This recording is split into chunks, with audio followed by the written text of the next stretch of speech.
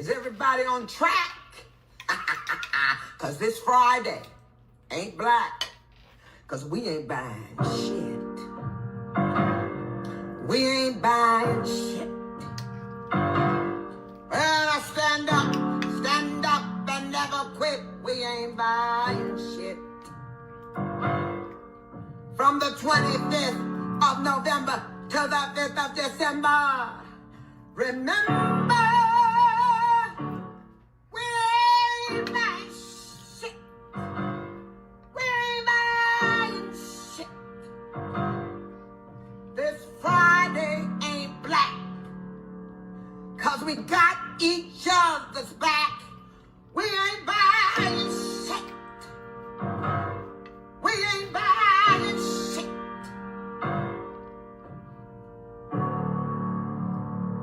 We ain't buying.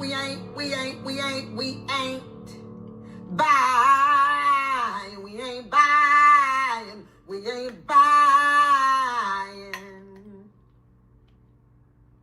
shit. Shaka Khan.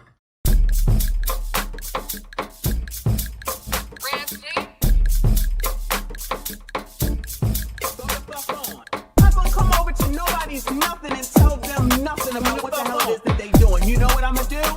I'ma leave it alone and I ain't going back. If you don't like what you hear here, if you don't like what you hear here, if you don't like what you hear here, go the fuck on. If you don't like what you see on Kendra Damn G, go the fuck on. If you don't like what you see over on Ashley's show, go the fuck on. Why is it that y'all think that you can control shit? Get your own YouTube channel, start it the fuck up, and do whatever the hell it is that you want. But I promise you,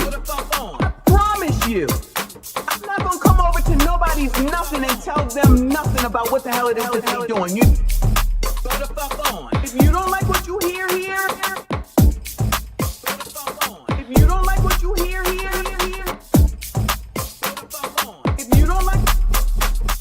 if you don't like, go the fuck on. If you don't like what you hear here, go the fuck on. Go the fuck on. Spiders, makeup, weave. Hey, spiders, makeup, weave. Hey, we got a new song. We got a new song. You all are the gift that keep on giving us, on giving us, on giving us, on giving us, on giving us, on giving us. Hey. Hey. Hey. Spiders makeup weave. Spiders makeup weave. Spiders makeup weave.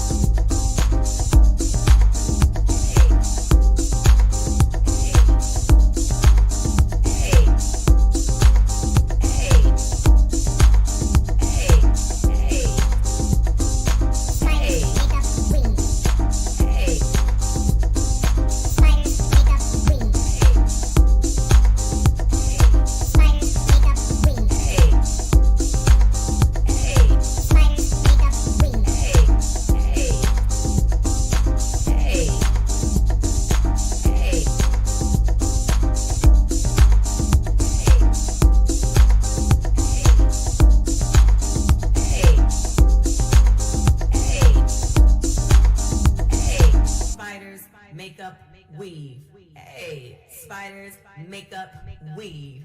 Hey, we got a new song. We got a new song. You all are the gift that keep on giving, I swear. I'm going to let you know right now, your mama's a hoe. It doesn't matter that that's your mama and what your certain feelings about her. Your mama is a hoe. She's a hoe. I'm selling coats. I'm selling coats. I'm selling coats. I beg your pardon? I'm selling. I'm selling coats. I'm selling coats. Lord, Lord, Lord, nothing I did, nothing I tried, nothing I smoked, nothing I snorted, nothing I drank, no man I did, no one did me, nothing did me any good. Oh Lord, even that food, the food I put in my mouth wouldn't help me, Lord.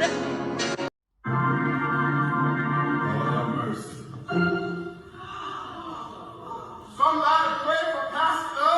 He fell into temptation line. What?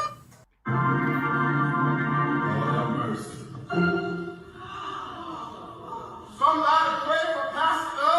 He fell into temptation line. Boy, what the fuck?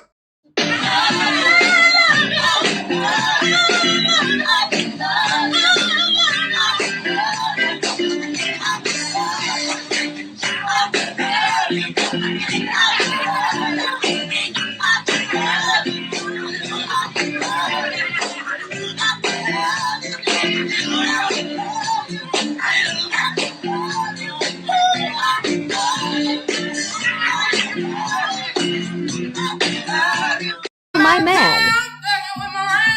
I put your pink, my booty hole brown. What a niggas, I'm looking for the hoes. Quit playing nigga, come suck a bitch toes.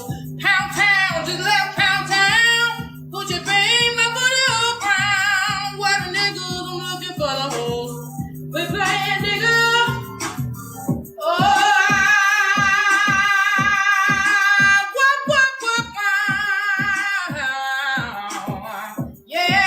See my man. I put your pink, my booty hole brown. What a niggas, I'm looking for the hoes. Quit playing nigga, come suck a bitch. And they understand the cost that is involved. What?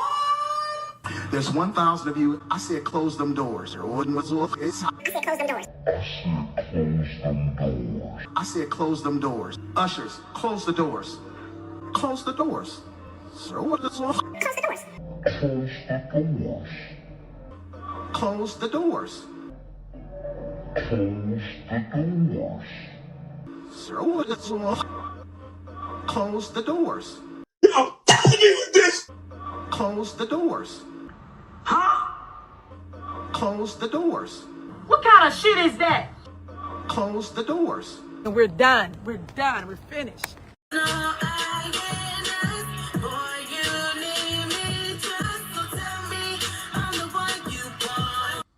Boy, what the fuck?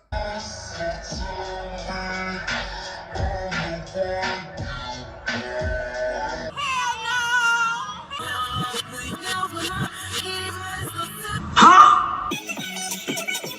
No. No. Fire. You like it? That's hot. That's hot.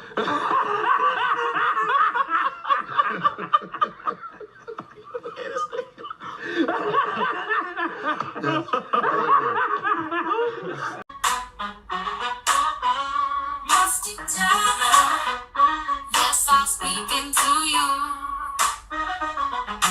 Musty tether, where you fleeing to?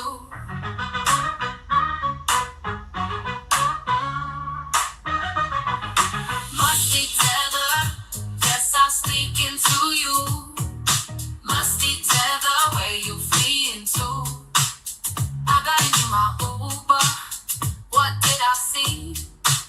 You got more questions, but I tell you, if you have a problem figuring out whether you're for me or Trump, then you ain't black. The racism that you're experiencing and the struggle to make ends meet actually means the diet don't work for you the same. Because Trump bad. Trump bad. Again! Because Trump bad. Trump bad. Going, you're being a racist! Racist! I'ma tell you. I'ma tell you. You're not gonna tell me. I'ma tell you. I'ma tell you. You heard what I said? Because I'ma tell you. You're not gonna tell me. I'ma tell you. We having a show. What are you doing? We're having a show. Mick said I couldn't help it. I can't help it. If I wanted to, I would have You helped don't just randomly start fucking singing. You don't just it. you got Tourette's?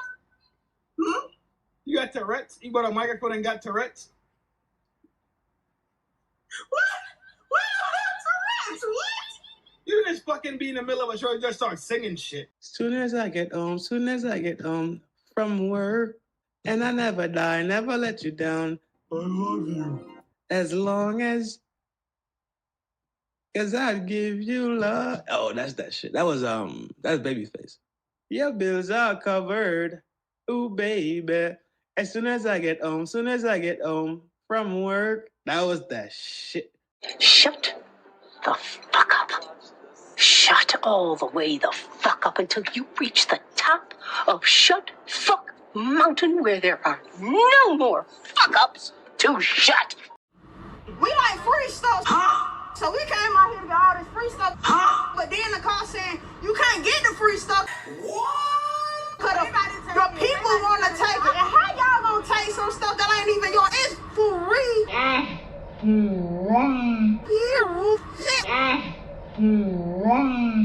So I got my 2 baskets, and took the bus or whatever.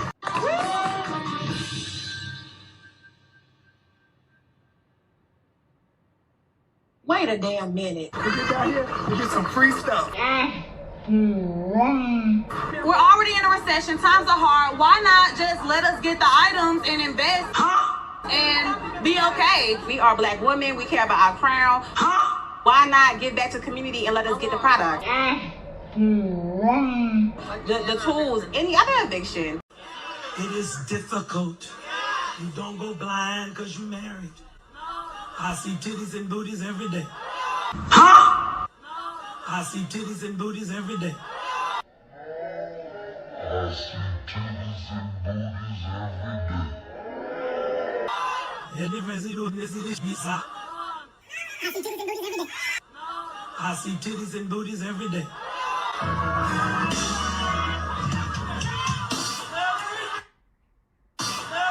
Brothers, y'all gonna leave me out here?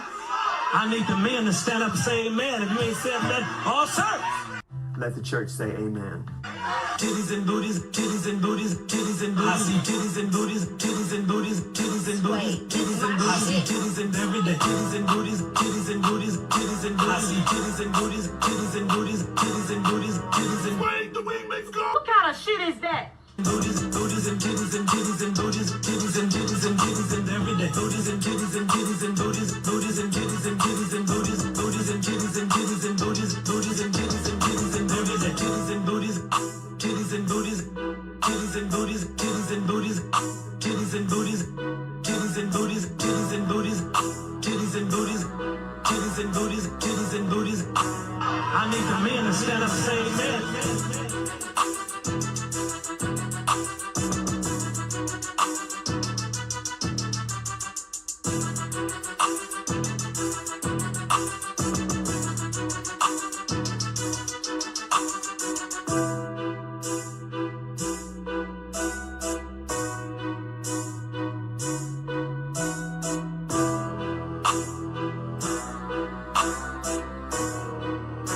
Brothers, y'all gonna leave me out here?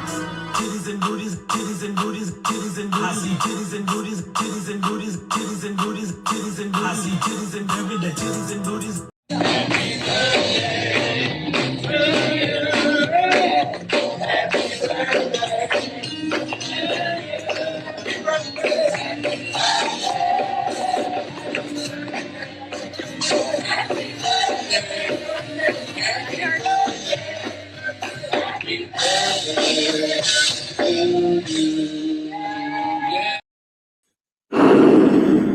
Good morning, besties.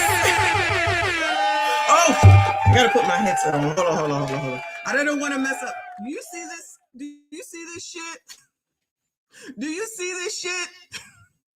Lord have mercy. Shout out to y'all. Shout out to me in this foolishness. Bonnets are us. But I have the designer Louis Vuitton, okay? And I got another one of Gucci, Fucci, Poochie, and Lucci, okay? This is so much easier. You just roll out of the bed. Toss this thing. Well, I guess you're supposed to sleep in this. There's no way that I can sleep in this shit. It is tight on my fin head. This is the tightest thing in the world. How? I can't have anything on, pause, when I go to bed. Nothing. A watch, a ring, nothing. A necklace, ear, nothing. I could not possibly have this damn thing on my head. This shit is so fucking tight. This is the problem I've discovered already, that it's squeezing people's brains so it can't be utilized or something. You know what I'm saying? I'm just saying. I feel like, what is her name? Benita from, you know the lady from In Living Color? What was her name? Benita, and she stood in a window looking at all the business. Y'all know who I'm talking about. But y'all, I told you I was going to do, look, and I got another one because I'm going to do a bonnet This is stream. amazing. Shout out to Gucci, Fucci, Poochie, and Lucci at your nearest Asian hair store. Benita Betrell. Yes. So, yeah, I told you I was going to go get one and I was going to get the top of the line best. Now, I didn't realize that they were selling Gucci, Fucci, Poochie, and Lucci up in the Asian hair store, but clearly they have it. Now, I'm not sure if it's actually real because the inside, the way that it's made, I just have a feeling, plus the cost. This is amazing. I just have a feeling, okay, that it just might be counterfeit. Allegedly. I'm just looking at the quality of the work. That's all. That's all I'm saying, all right? So, shout out to Louis Vuitton. This is my first LV, y'all. Look at me. This is my first LV. You like it? I like it. So it's pajama day. You know how when you go to school, when you go to school and you have different days during like Spirit Week, and one day it's pajama day, the next day it's like slipper day, and the next day it's like child hat day. Well, today is a bonnet day. Shout out to me. If they can do it, I can do it too. And I bet not hear no one of them be out to say one damn thing. Okay? Not one damn thing. Because it's the image that y'all like. Y'all like it, I love it. Y'all like it, I love it. Child, something coming. Y'all don't even know. Y'all don't even know what's coming. Wait till y'all see. Shout out to 2026. If y'all ain't getting ready for 2026, I don't know what the hell it is that y'all be doing. Oh, look, I got earrings, but I forgot. I don't know where I put them. So I did go and get some earrings. I told y'all I needed some earrings because the last silver and gold broke. So I was down to nothing. So I got some now. I don't know where they are. So that happened to be down there by the hair store because that's where the Kohl's is. So it all worked out. Look at God. Praise the Lord. Working things out in my favor. Okay. So y'all, we have to talk about this squatter situation thing with this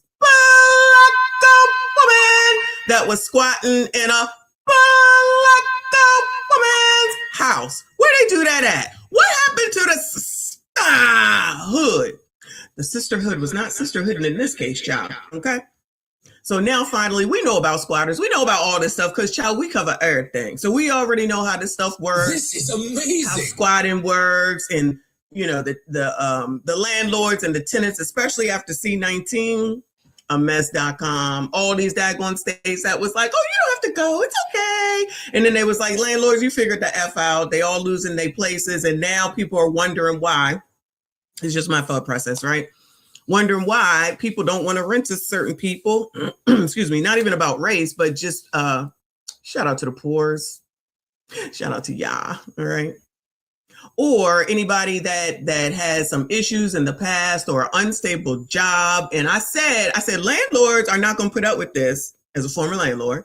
Ain't nobody trying to do this shit for free. I don't know where it got twisted that people out here trying to make money should be doing stuff for the free. But as soon as not y'all, you know what I'm saying? As soon as don't get something with your business, then all of a sudden hell gonna break loose, and it's not right. It's not fair.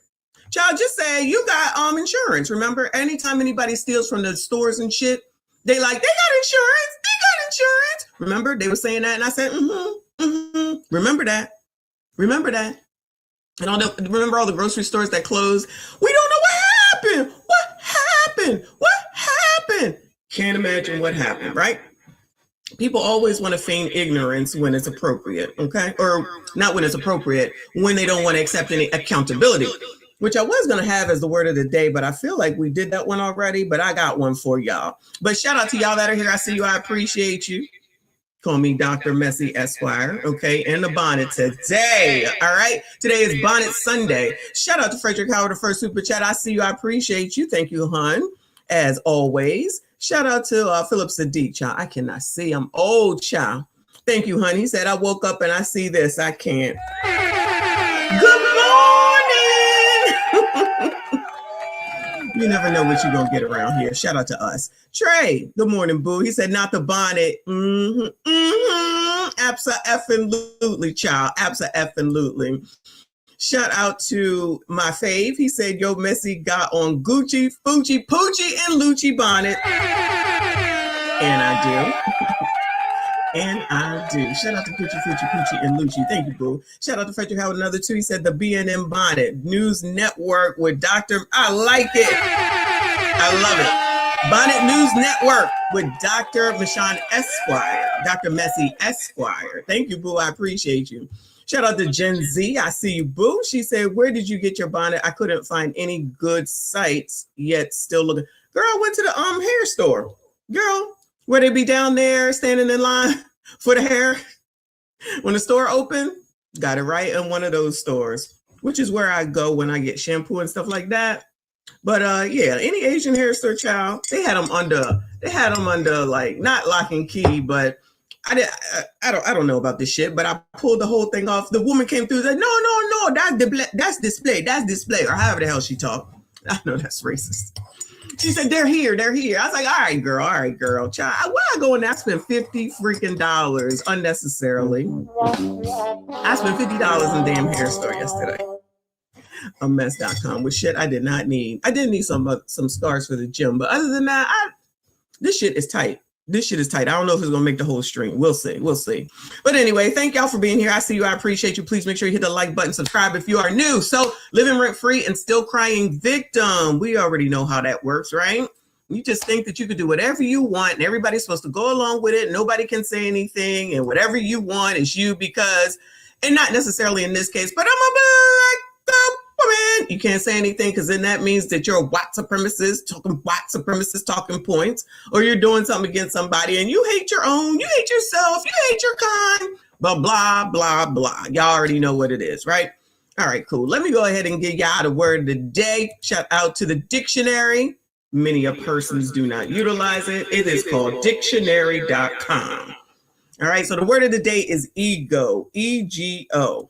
Ego. Ego. I like how he says it. Ego. I love it. Okay. It says, excuse me, the I or self of any person, a person as thinking, feeling, and willing and distinguishing itself from the selves of others and from objects of its thought. Psychoanalysis, the part of the psychic apparatus that experiences and reacts to the outside world and thus mediates between the primitive drives of the id and the demands of the social and physical environment. Egotism, conceit, self-importance, those are the ones that apply, okay? Self-esteem or self-image feelings, the enduring and conscious element that knows experience. Scholasticism, ooh, that's a good word. The complete person comprising both body and soul. In ethnology, a person who serves as the central reference point in the study of organizational and kinship relationships. Child, we be learning, okay? We're going to focus on number 3. Egotism, conceit, self-importance. Because we always saying that accountability, right? That people aren't taking accountability, and we're usually talking about biatches, and we're going to be talking about a biatch today. But child, it be a lot of people, all right? They out here just always talking about what others need to do and what others' issues are, but never seem to see what the hell it is that they have going on, right? It's always somebody else. They don't do shit wrong and always want to accuse. Don't ever want to change And then when someone says something, well, maybe you should look into this. I don't do nothing wrong. No, it's not me, it's you. No, it's not me, it's you. No, it's not me, it's you. Ego, narcissism, maybe narcissistic, right? So you don't do anything wrong, so you're perfect? Oh, okay, whatever you say. Who got time for that, y'all? Who got time for that? I don't have time for that. If you're so wonderful and you're so fucking perfect, then be that over there with whoever it is that allows that to be, because I'm not the one. I'm not a person that's going to sit here and continue to allow anybody to think they're going to do any fucking thing that they want to do. And then I'm going to sit there and be like, okay, it's okay. Fuck you. All right. Get it the fuck together, because you don't know everything. You don't know everything. None of us know everything. And I'm not trying to make it in a general way like that. But even when you try to say, you know what, you can get some financial literacy over there. Oh, I just saw a video from Dave Ramsey. He was talking somewhere. I meant to hold on to it. I think I missed it. Anyway, off subject, my bad. Dave Ramsey is an example, because don't I always say, child, you need some financial literacy, go to somebody that knows, right? Go to Dave Ramsey. He's a great sis. Go to child Susie Orman. She's a great sis. Fine. Everybody's racist. Don't do anything to improve your fucking life. Fine. Everybody knows everything. Stay away from me. Because if you don't think that you could ever improve or you can ever learn anything new, stay far the fuck away from me. Okay. If you are always right and you don't do shit wrong, stay all the far fucking way from me. It's that simple, right? Because nobody got time for that. Because you can't even talk to a person like that. Then you have we have the perpetrators becoming the victims. No accountability. Their egos then get fed even more. So then more criminals will act the way that they want to act. You know what I'm saying? Criminalizing, right? All right. Let me give you, I don't know if y'all know about this. Let me go ahead and get started on this, because there was a mass, of course. I believe it's a mass anyway, at Brown University. I don't know where that's at.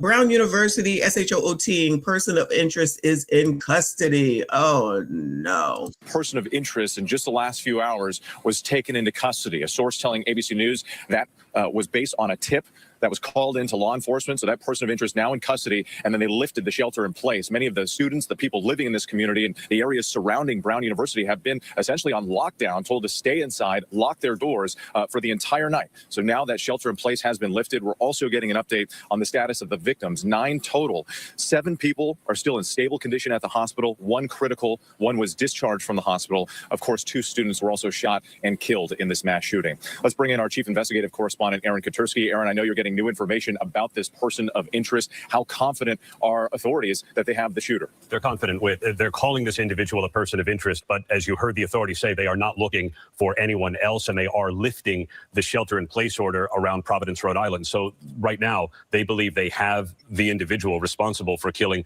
2 people and injuring 9 others on the campus of Brown University. The authorities detained this individual of interest, we're told, based on a tip that they received overnight. And the authorities did not put out much for the public to go on. There was a snippet of video showing a figure dressed in black leaving the engineering building, rounding the corner there. That's all the... Yo, did y'all see that? Did y'all hear about this?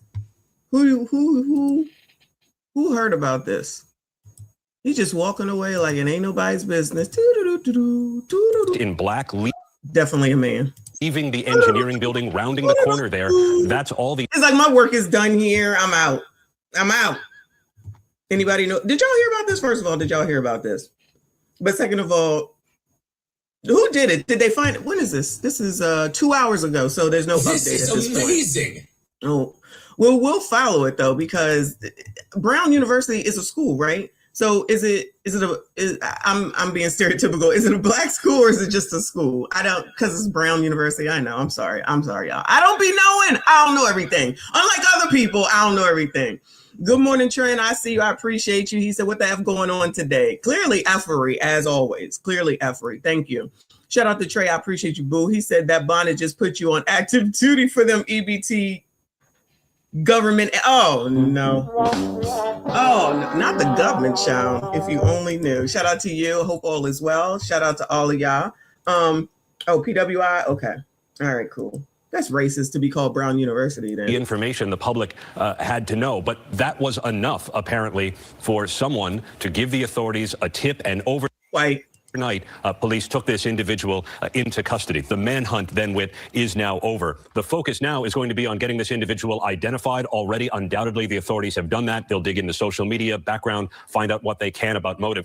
A source tells ABC News this individual is not believed to be a current Brown University student, but the authorities will look to see whether this individual has any connection to Brown University. This shooting occurred at a big lecture hall. A small group was studying for final exams, which are canceled for the day. So the hope was always that someone in that lecture hall may have come back with a better description than the public was able to see in that video. Right now, the authorities are working with the Attorney General's office in Rhode Island to figure out charges. So it appears this individual is going to be charged locally. The FBI was involved, but it does not seem to have a wider nexus to any kind of terror group. That, at least, is what officials believe right now with this individual in custody and the manhunt over. Well, at least they got the person. Shout out to y'all for the information. Ivy League in Rhode Island. Good luck to those people. More traumatized people, more people out here being collateral damage to somebody's bullshit just because they can't cope in life, child. Anyway, moving on, y'all. Moving on. Let me show you, because we're really going to get into this this squatter thing because it's kind of an eviction night because of all this stuff that I found that's going on. So let me go over to the update on. Well, the latest update I found on this Minnesota crap, even though it looks like Tim Tom was talking yesterday, I didn't get a chance to see. I'm sure he ain't had nothing positive to say. We shall see maybe tomorrow. It says how Minnesota fraudsters spent millions intended for hungry kids. Kids can't win nowhere, child. The kids can't win nowhere. The Somali community in Minnesota has been in the news recently because of a massive federal fraud case and heated political rhetoric from President Trump. Jonah Kaplan of CBS Always got to throw down in there, child. News Minnesota has an exclusive look now at how fraudsters spent hundreds of millions in taxpayer dollars. A honeymoon in the Maldives, a fleet of luxury cars. Here's a box with more than $270,000 in cash. This was all evidence from a new trove of files obtained exclusively by CBS News, showing how a group of convicted Minnesota fraudsters spent taxpayer dollars. One text message reads, "You are going to be the richest 25-year-old. We're not even at the end of the beginning of our pursuit of the stolen money and of the people who stole it. U.S. Attorney Daniel Rosen leads the office digging into the wave of COVID-era fraud that hit Minnesota. So how much money are we talking about stolen from the American taxpayer? I can say with great comfort well in excess of $1 billion. In the past 3 years, 87 defendants have been charged, 61 convicted. The majority of them are Somali American. Minnesota has the nation's largest Somali population.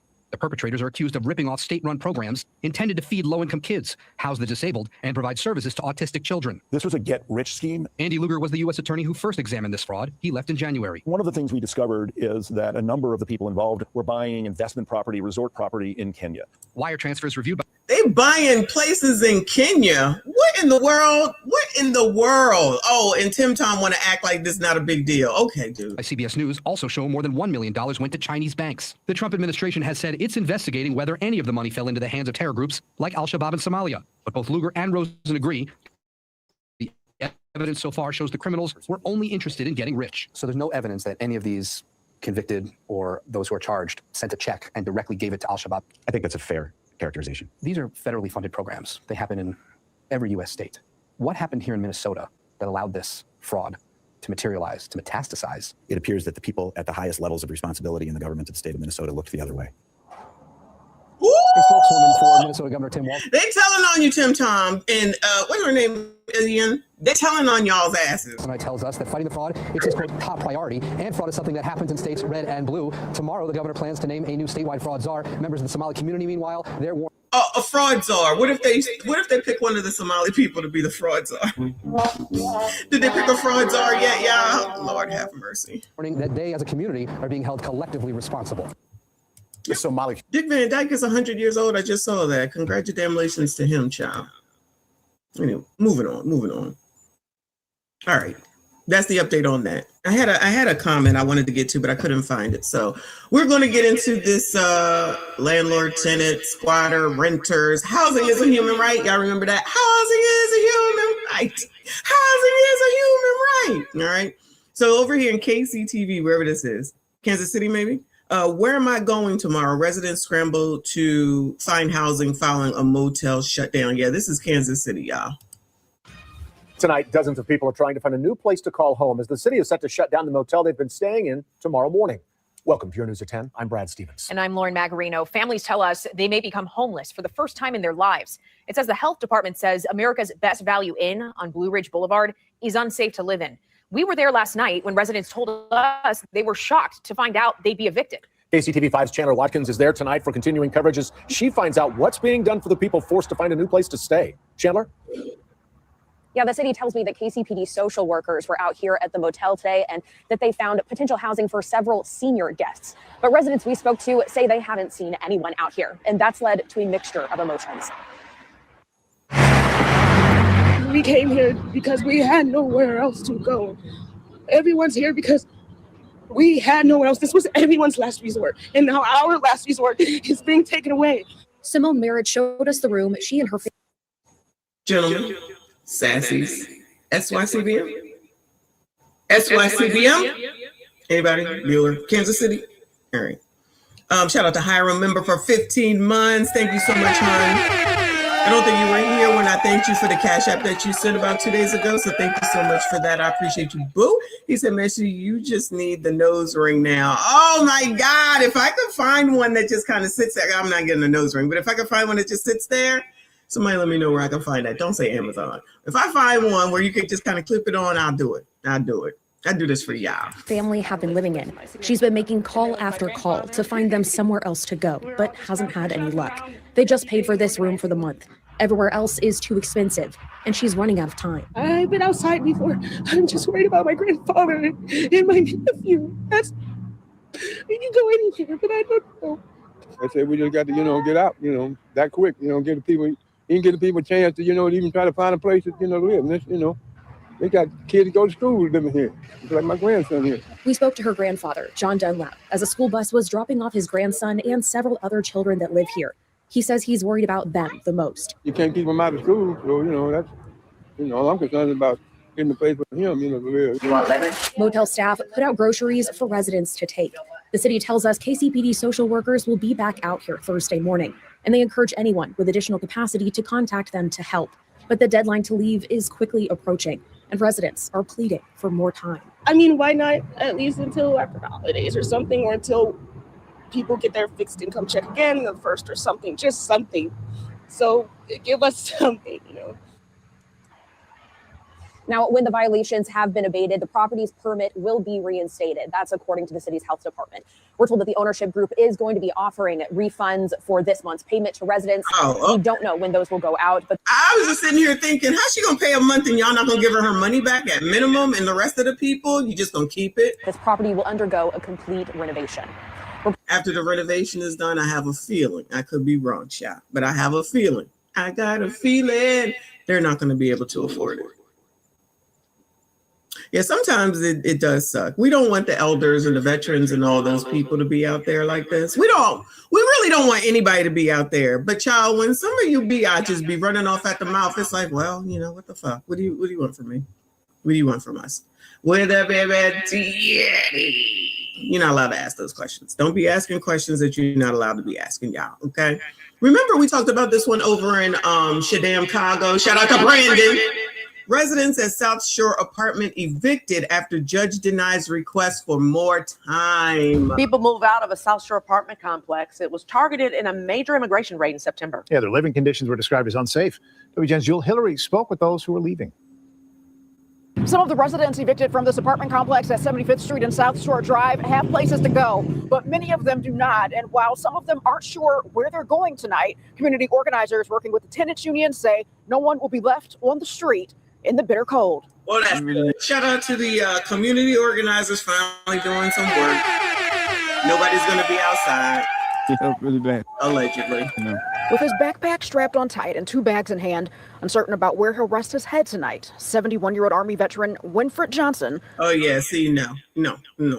So, child, the military don't have nothing for nobody. Y'all, this is fucked up. The fact that you could possibly potentially have gone to war, fought for the fucking country, and you end up on the street. Now, I know it happens a lot. Shout out to the Seattle Black veteran who tries to tell veterans about all the resources that are available. But this is ridiculous, honestly. I don't like it. Says a prayer. May the holy angels be with us and the wicked foe have no power over us. Winfred is one of dozens of tenants evicted after a judge issued a court order to leave the complex by today because of dangerous living conditions. At times, a whole floor will be without lighting.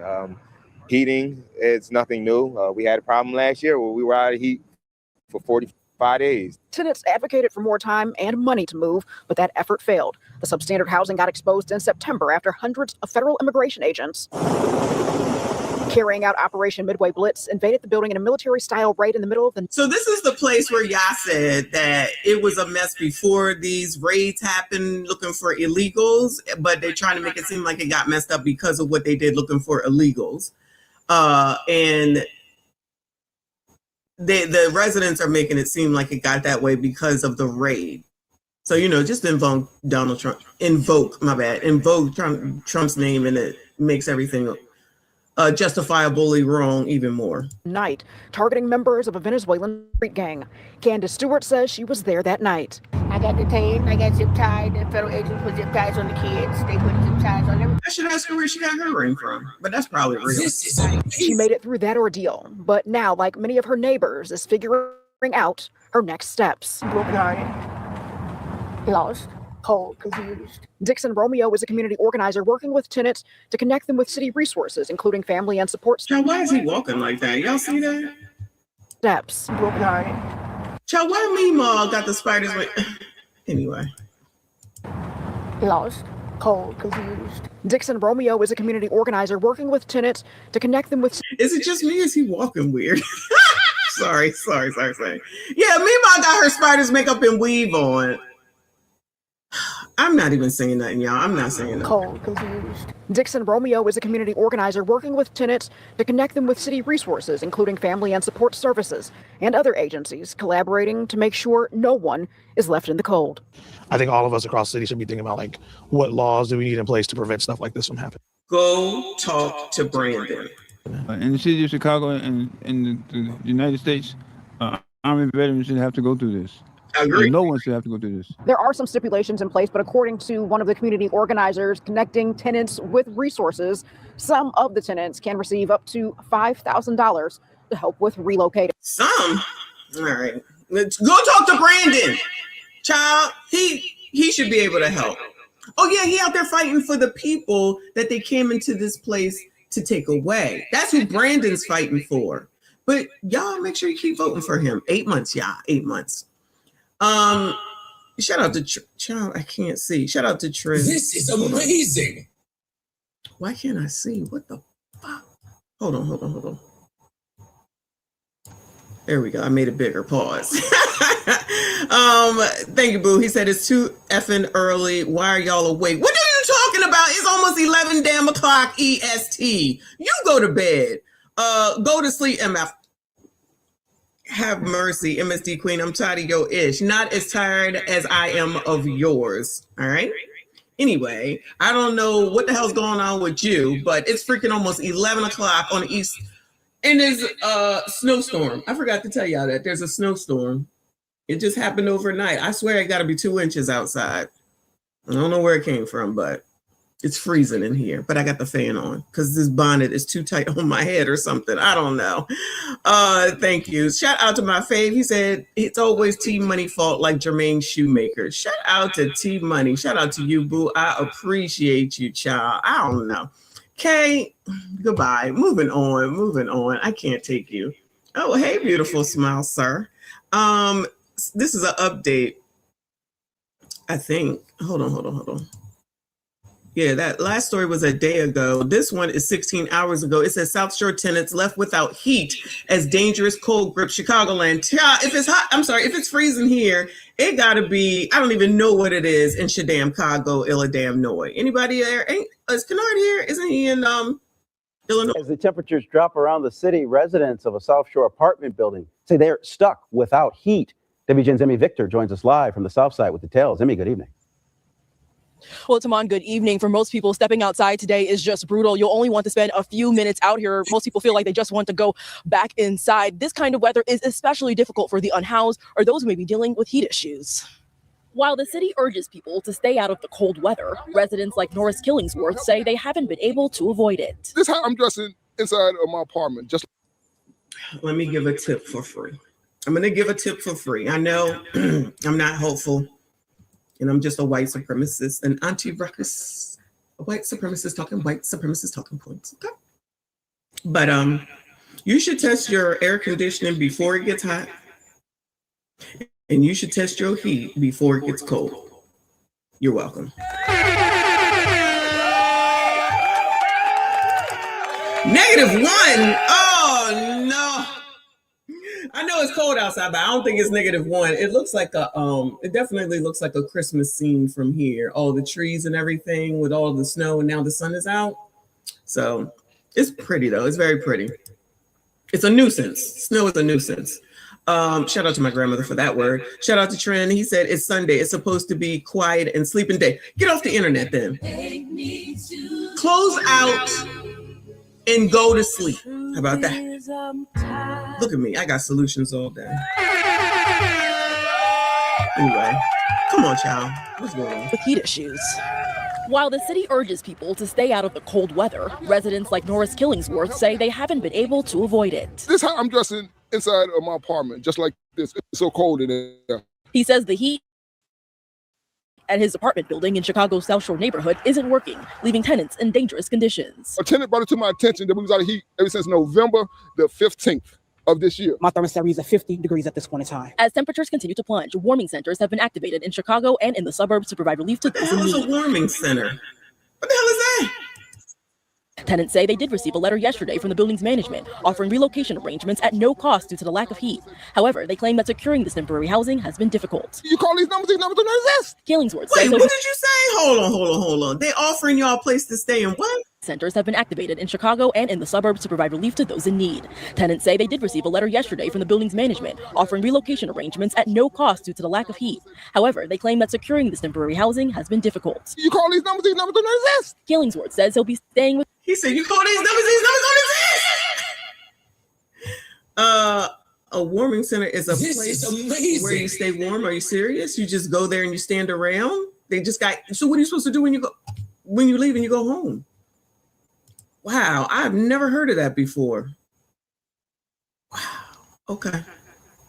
But what good does that do you if you got to go back to the cold? You know what I'm saying?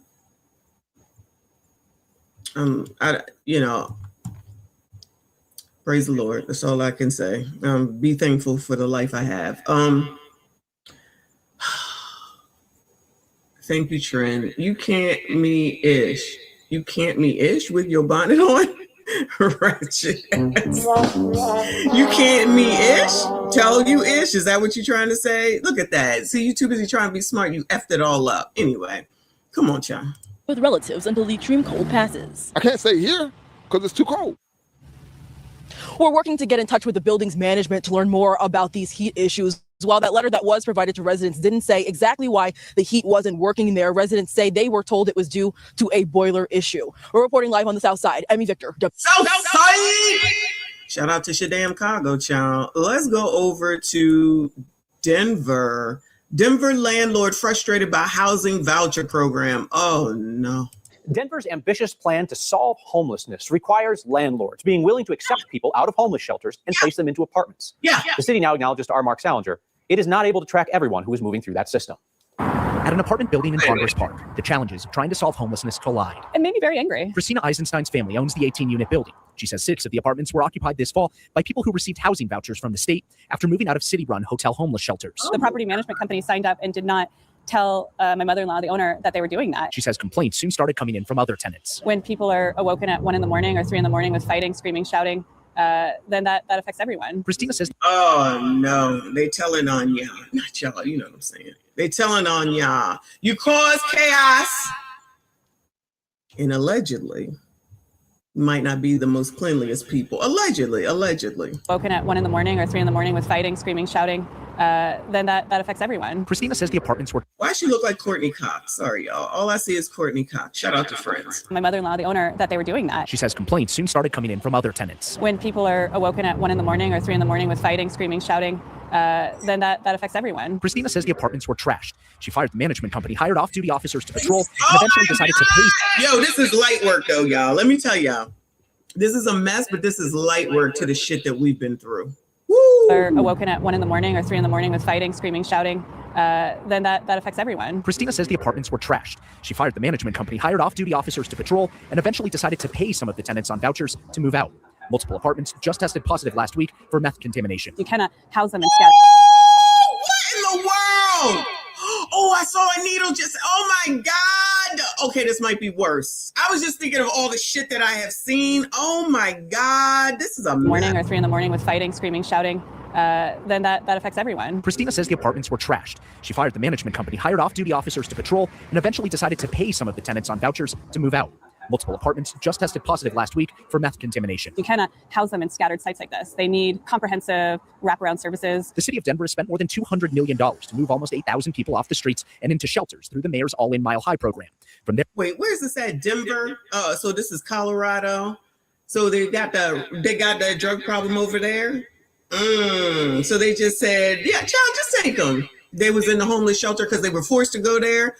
And then they said, here you go, you just take them. We don't have to tell you anything. It's all good. Then you see what it really is. Everybody don't know how to treat shit, y'all. You got to be very particular on who the hell it is that you let in your damn spaces. We already know. But they just think you're just supposed to do it just because you're a landlord and forget all the rest. They don't think about stuff like this. That place is a mess. Now they're talking about positive meth, whatever they just said. I have never heard that before, child. Lord, that's white people though. White people, come on now. White people! Y'all a mess too. Child, y'all a mess too. Shout out to Trey. Thank you, boo. This is amazing. I heard Chicago is going bankrupt. Child, if they keep doing this, they're going to be bankrupt in Colorado and most of these daggone places, honestly. Thank you, honey. I appreciate you. Shout out to Romello. Thank you, honey. He said, I thought this was a fake account when I saw the bonnet, Messy. Stop playing with my emotions. My bad. Shout out to you. Shout out to all of y'all. Please make sure you hit the like button for me. Subscribe if you are new. There, more than 7,000 people have moved into housing once they leave the all-in sites, the shelters. Does the city kind of wash their hands and say, well, it's not really our problem anymore? We don't wash our hands, but we can't supervise every single individual in the city who is trying to find a way to pay their rent and to get their act together. The organization that placed housing voucher tenants at this building is the Community Economic Defense Project. They tell us there are no work requirements or drug tests needed to get a housing voucher, but tenants are offered case management services and are encouraged to participate. They say they cannot mandate sobriety, monitor personal behavior, or enforce related law. Well, that's true. That makes sense. How the hell are they going to be like, oh, well, you have to do it? They can't make you like be on, what is it, Gamblers Anonymous. What is it? Narcotics Anonymous, maybe, I guess is what it is. They can't force you to be clean, you know? Now, they could give you no, I guess they can't. That's probably against the law, too, to say that this person has a DRUG habit.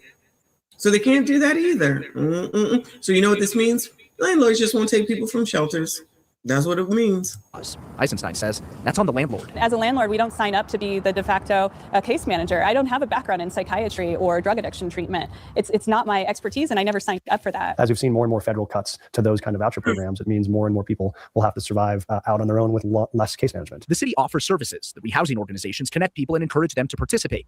But when it comes to evicting people, making sure the apartments don't get trashed or that people don't do meth, that responsibility, whether they know it or not, falls on people like Christina. If they had some mental health support, drug addiction support, and someone truly overseeing them, maybe there's hope that they could improve. But putting somebody just unsupervised in an apartment doesn't do anything. The rehousing organization told me something else that I found interesting. They said they're responsible for supporting people after they exit homelessness, not supervising them, which of course brings us back to the problem that we're exploring here. When a landlord has a problem with a tenant that's made their way through the All-In Mile High program, it's not the city or the mayor or the nonprofit helping that's responsible, Kyle. We've learned tonight it's the landlord.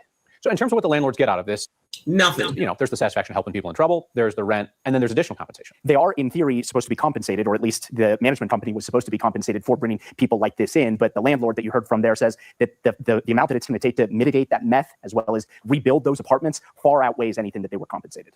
The city is trying to do a very, very hard thing that no American city has successfully done before, and I appreciate you following it every step of the way. Success is and.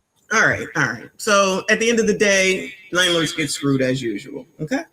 So it's on them. Then if the person decides not to leave, then you're going to have the situation that we're just getting ready to follow right now. So Airbnb squatters, history of eviction and non-payment. So there's been this woman who has been in this other woman's house, one black woman in another black woman's house. She's supposed to be there for an Airbnb stay. And of course, she didn't leave. And then of course, she said, I'm supposed to be here. And then, people get sympathy and say blah, blah, blah, blah, blah, blah.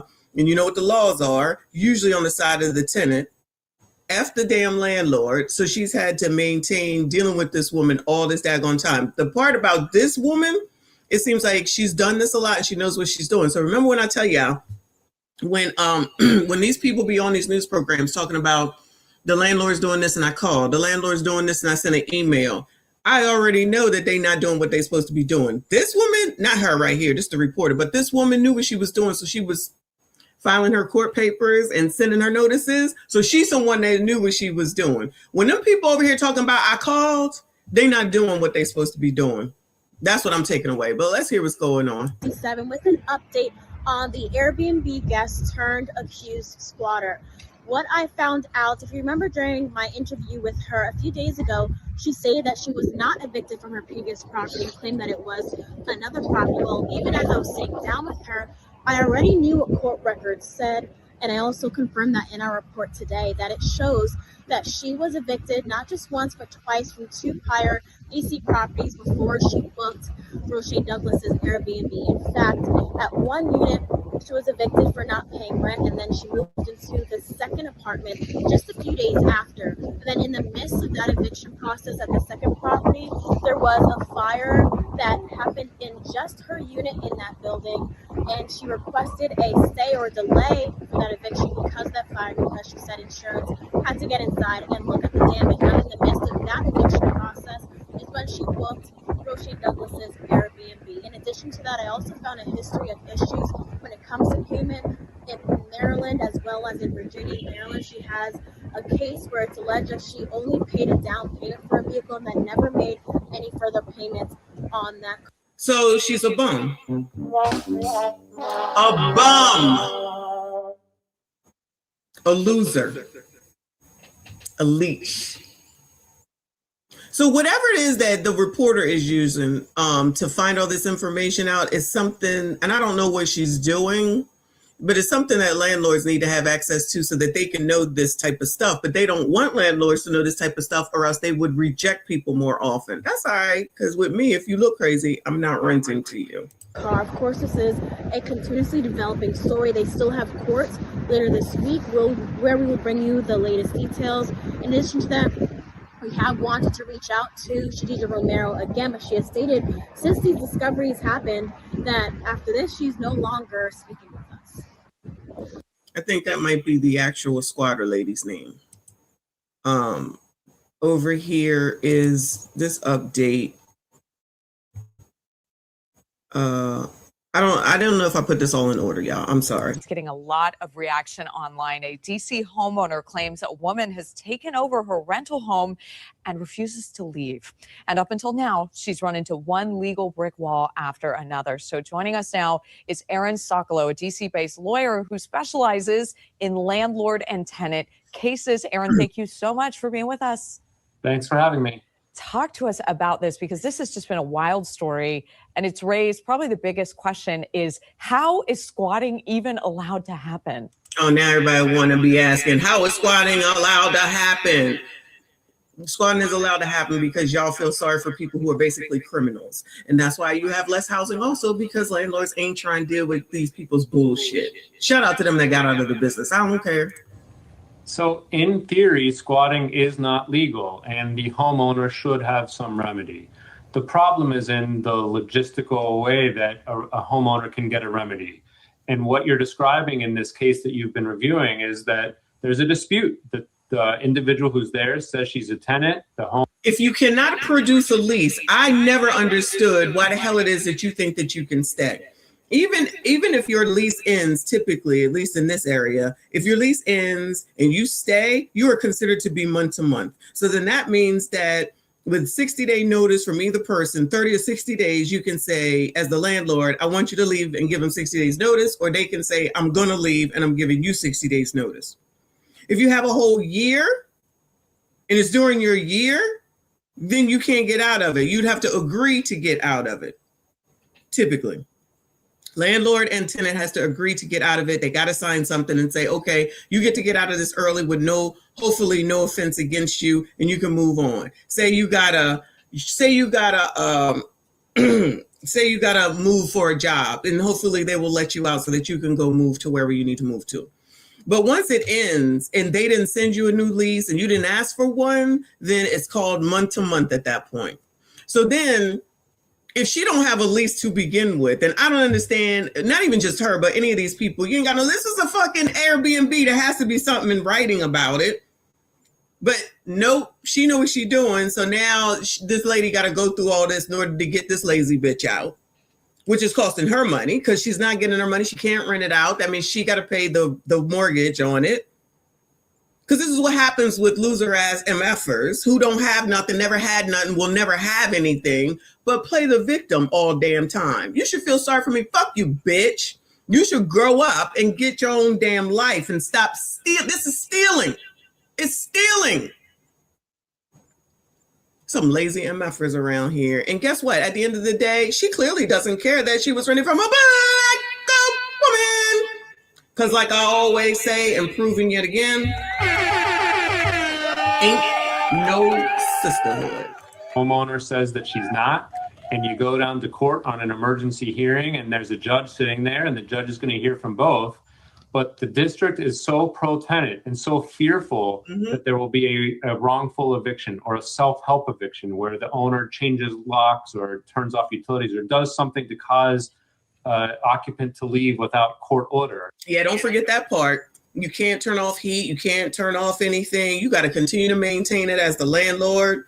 Now, they got to pay for their utilities, of course, but you can't like go turn the shit off. You can't turn the water. You can't do nothing. You can't go changing the locks or else you going to go to jail. This is the same shit as the when somebody is does something, a perpetrator, I guess, does something to a victim, and then all of a suddenly it's like, oh no, you got to look into everything. Fuck that. How many times have we seen these stories, and I got another one here today, where all of a sudden the person who was being victimized is now considered the person that's wrong? Like ass backwardness. Nobody seems to give a damn about the landlords that still got to pay mortgages. And even if they didn't have a mortgage, that's not the fucking point. Because like I said, as soon as it's your business, then all of a sudden everyone's supposed to care. But when it's someone else, y'all don't give a fuck. Not y'all, you know what I'm saying. Y'all don't give a damn. They have insurance. They'll be fine. They have a lot of money. Everybody always pocket watching. You need to be paying attention to your own damn pockets. If you suck, you suck. If you poor, you poor. Do better. Ask some questions. Go to somebody. Read a fucking book. Do something to improve your own damn life instead of taking from somebody else. Then so that somebody else does something to your ass, then all of a sudden you want up out of here. Then you want people to be feeling sorry for you then too, or people think that you should feel sorry for these people. Fuck y'all. Follow the fucking law. Nobody want to follow rules anymore. That the judge is going to err on the side of caution. And if the occupant can show something that leads the court to say that there's a possibility that she's allowed to stay there, the court could grant the occupant's request at an injunction and mandate that the owner keeps her there until she gets awarded a proper eviction. And the problem is, in the district, that can take months and months, and it puts homeowners in a really tough spot in the situation you've described. More now on a... Then they go lose their house. Child, this is a mess.com. All the time it is. Let's go over here to, hold on.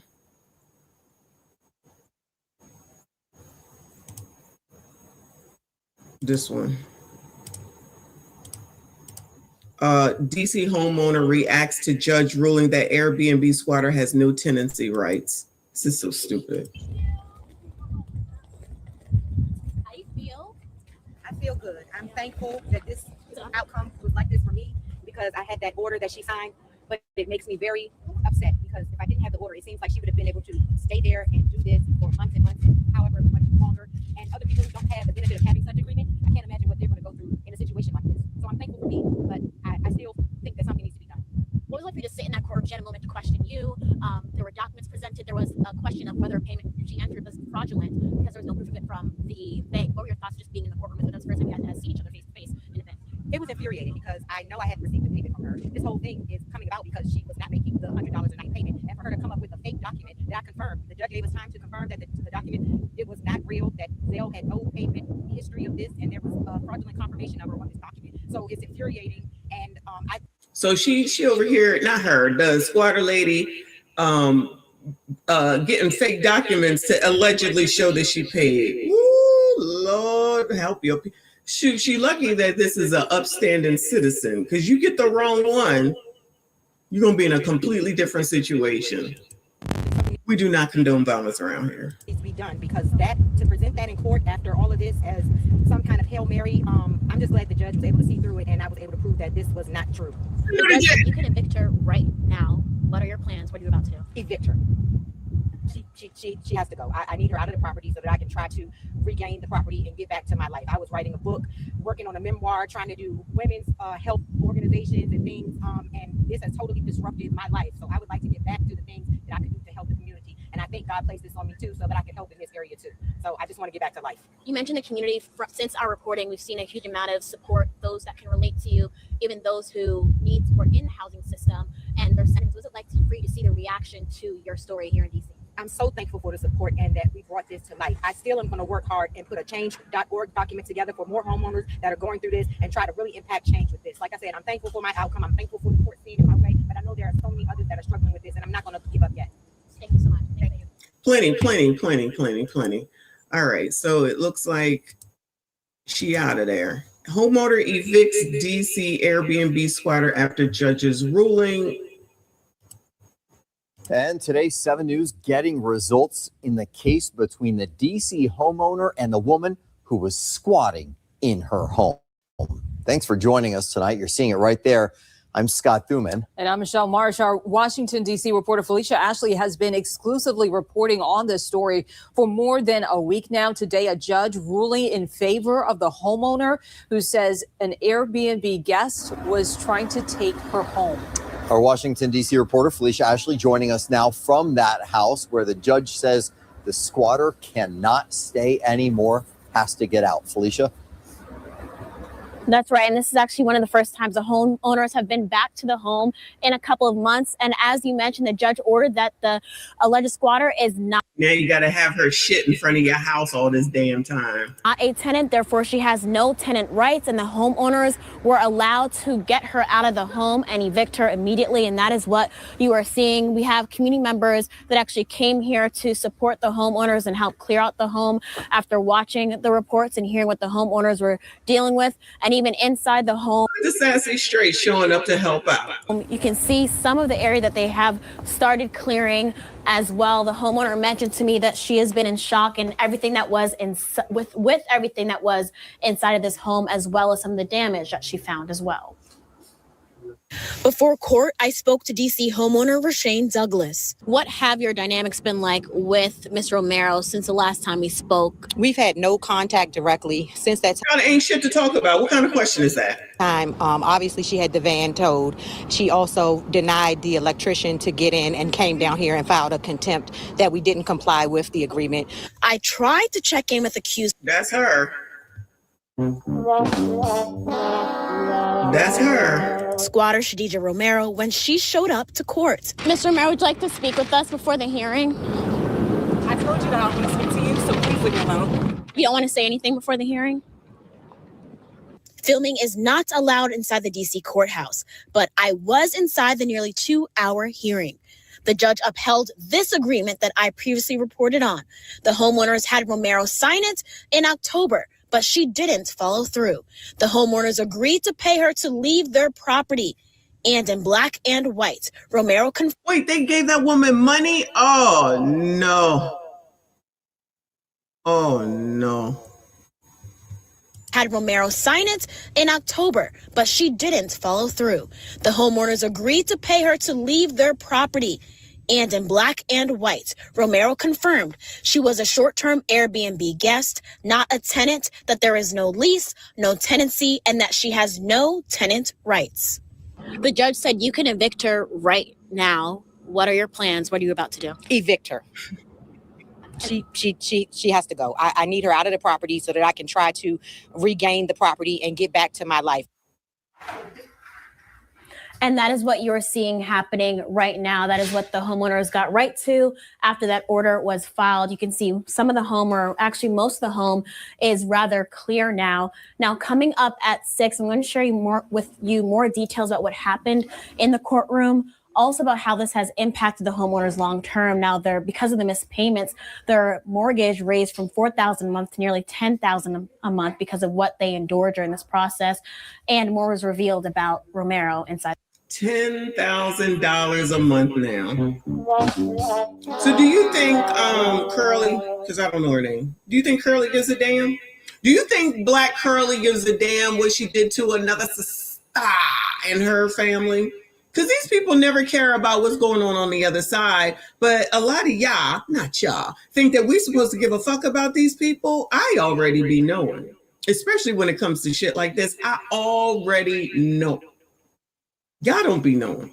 Y'all got these bleeding hearts for motherfuckers that wouldn't give you a glass of water if you was on fire. Not one bit. Because all they care about is themselves. It's called selfishness. Their egos are so big that all they care about and think about is themselves.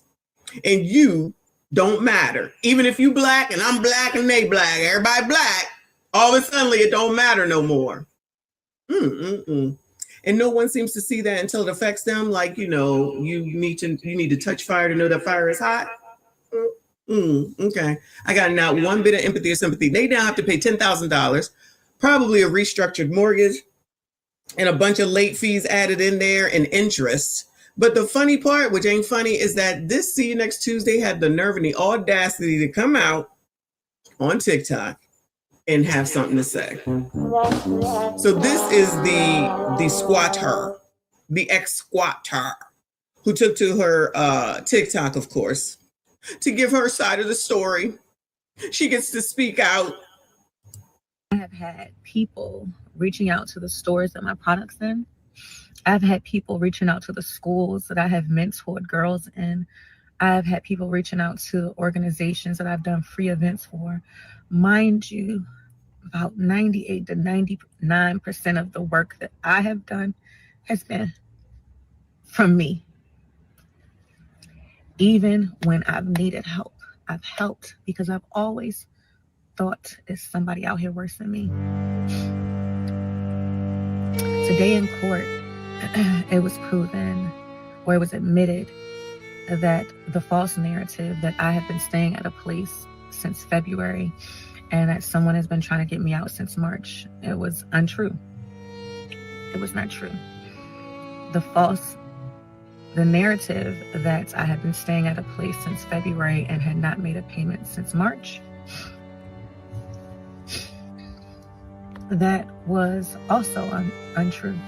It was admitted on record that payments had been received up until the end of September. Now there is a payment in question. Somehow that payment wasn't received. I don't know, but there's a payment there's only one payment in question. So if a payment wasn't received, then that means it wasn't cash. So all you got to do is put a stop payment on it and reissue. Ain't nobody trying to hear this. And this is what I'm talking about. This is her ego so much after all that, after the court showed and proved. After the court showed and proved that you're full of shit and that you're a squatter and that you're a thief. Now you're going to come out here and play victim. It's not my fault. You just don't understand, child. If the person was white, damn well she'd be crying racism. All the work that I do, everything I do in the community, child, pay your fucking bills. That's all you need to do. Pay your shit. Never going to admit anything done wrong. It's always somebody else's fault. Blah, blah, blah, blah. Wash, rinse, repeat. Same old shit, different biatch, child. I said that I have been staying at a place since March and not making any payments. It was untrue. Documentation was provided that showed that I did not initiate the switching from Airbnb to direct payments to the owner in some scheme to circumvent a process that wasn't the case. Those direct payments were sent, those direct links were sent willingly. Not only willingly, but they were initiated by the other party.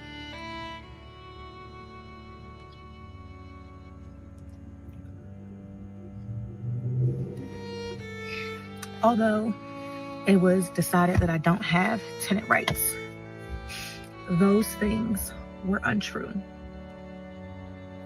And to get on the news to say, Child, forever victims, child, forever victims. Nothing is my fault. You don't know. Say things that are untrue shows a lot about a person's character and shows that they had malicious intent because they knew it would go off like this. And the thing about the truth is that the truth doesn't always, it's not heard as loud as the lie is. So the damage that this has caused, irreparable.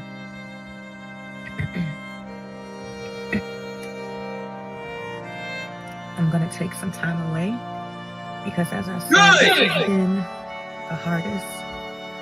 Everything that I do with my business, I do it with love. Everything I do with my nonprofit, I do it with love.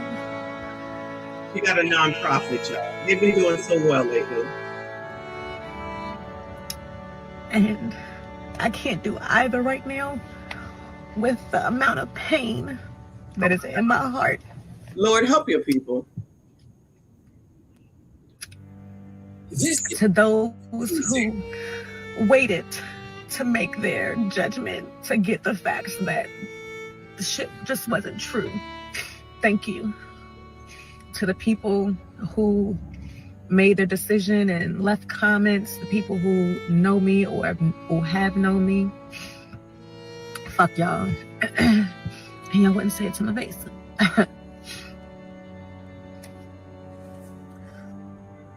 I wish, as I always wish, I hope you know love up close.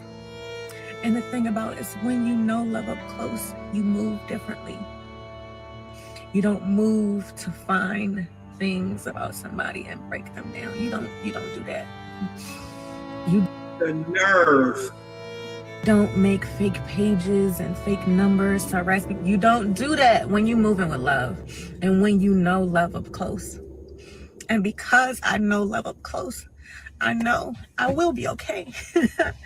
I might not be okay in this moment, but I will be, because I have some people who will make sure that when I'm too deep in the trenches, they pull me out.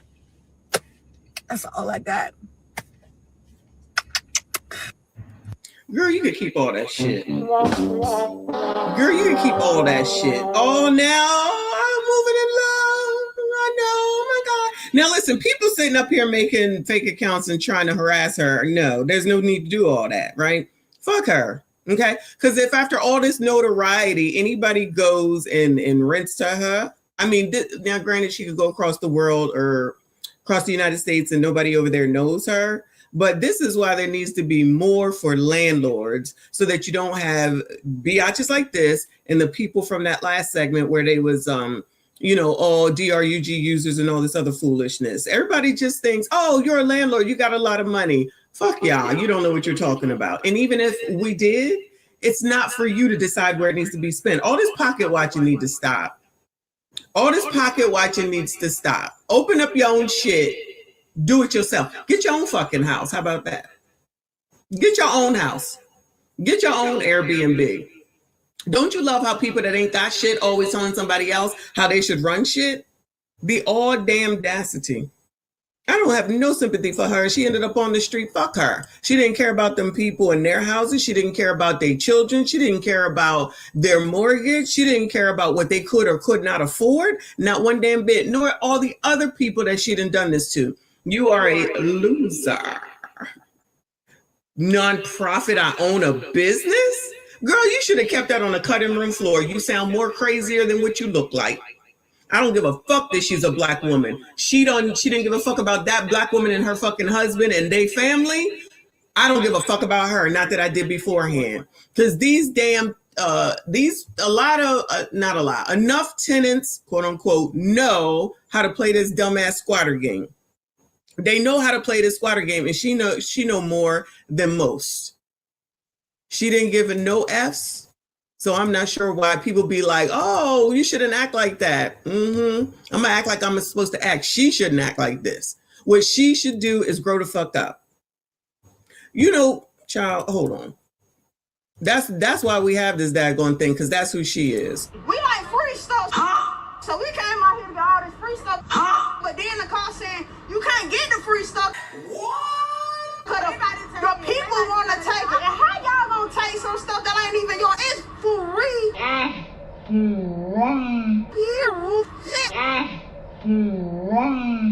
So I got my 2 baskets and took the bus or whatever.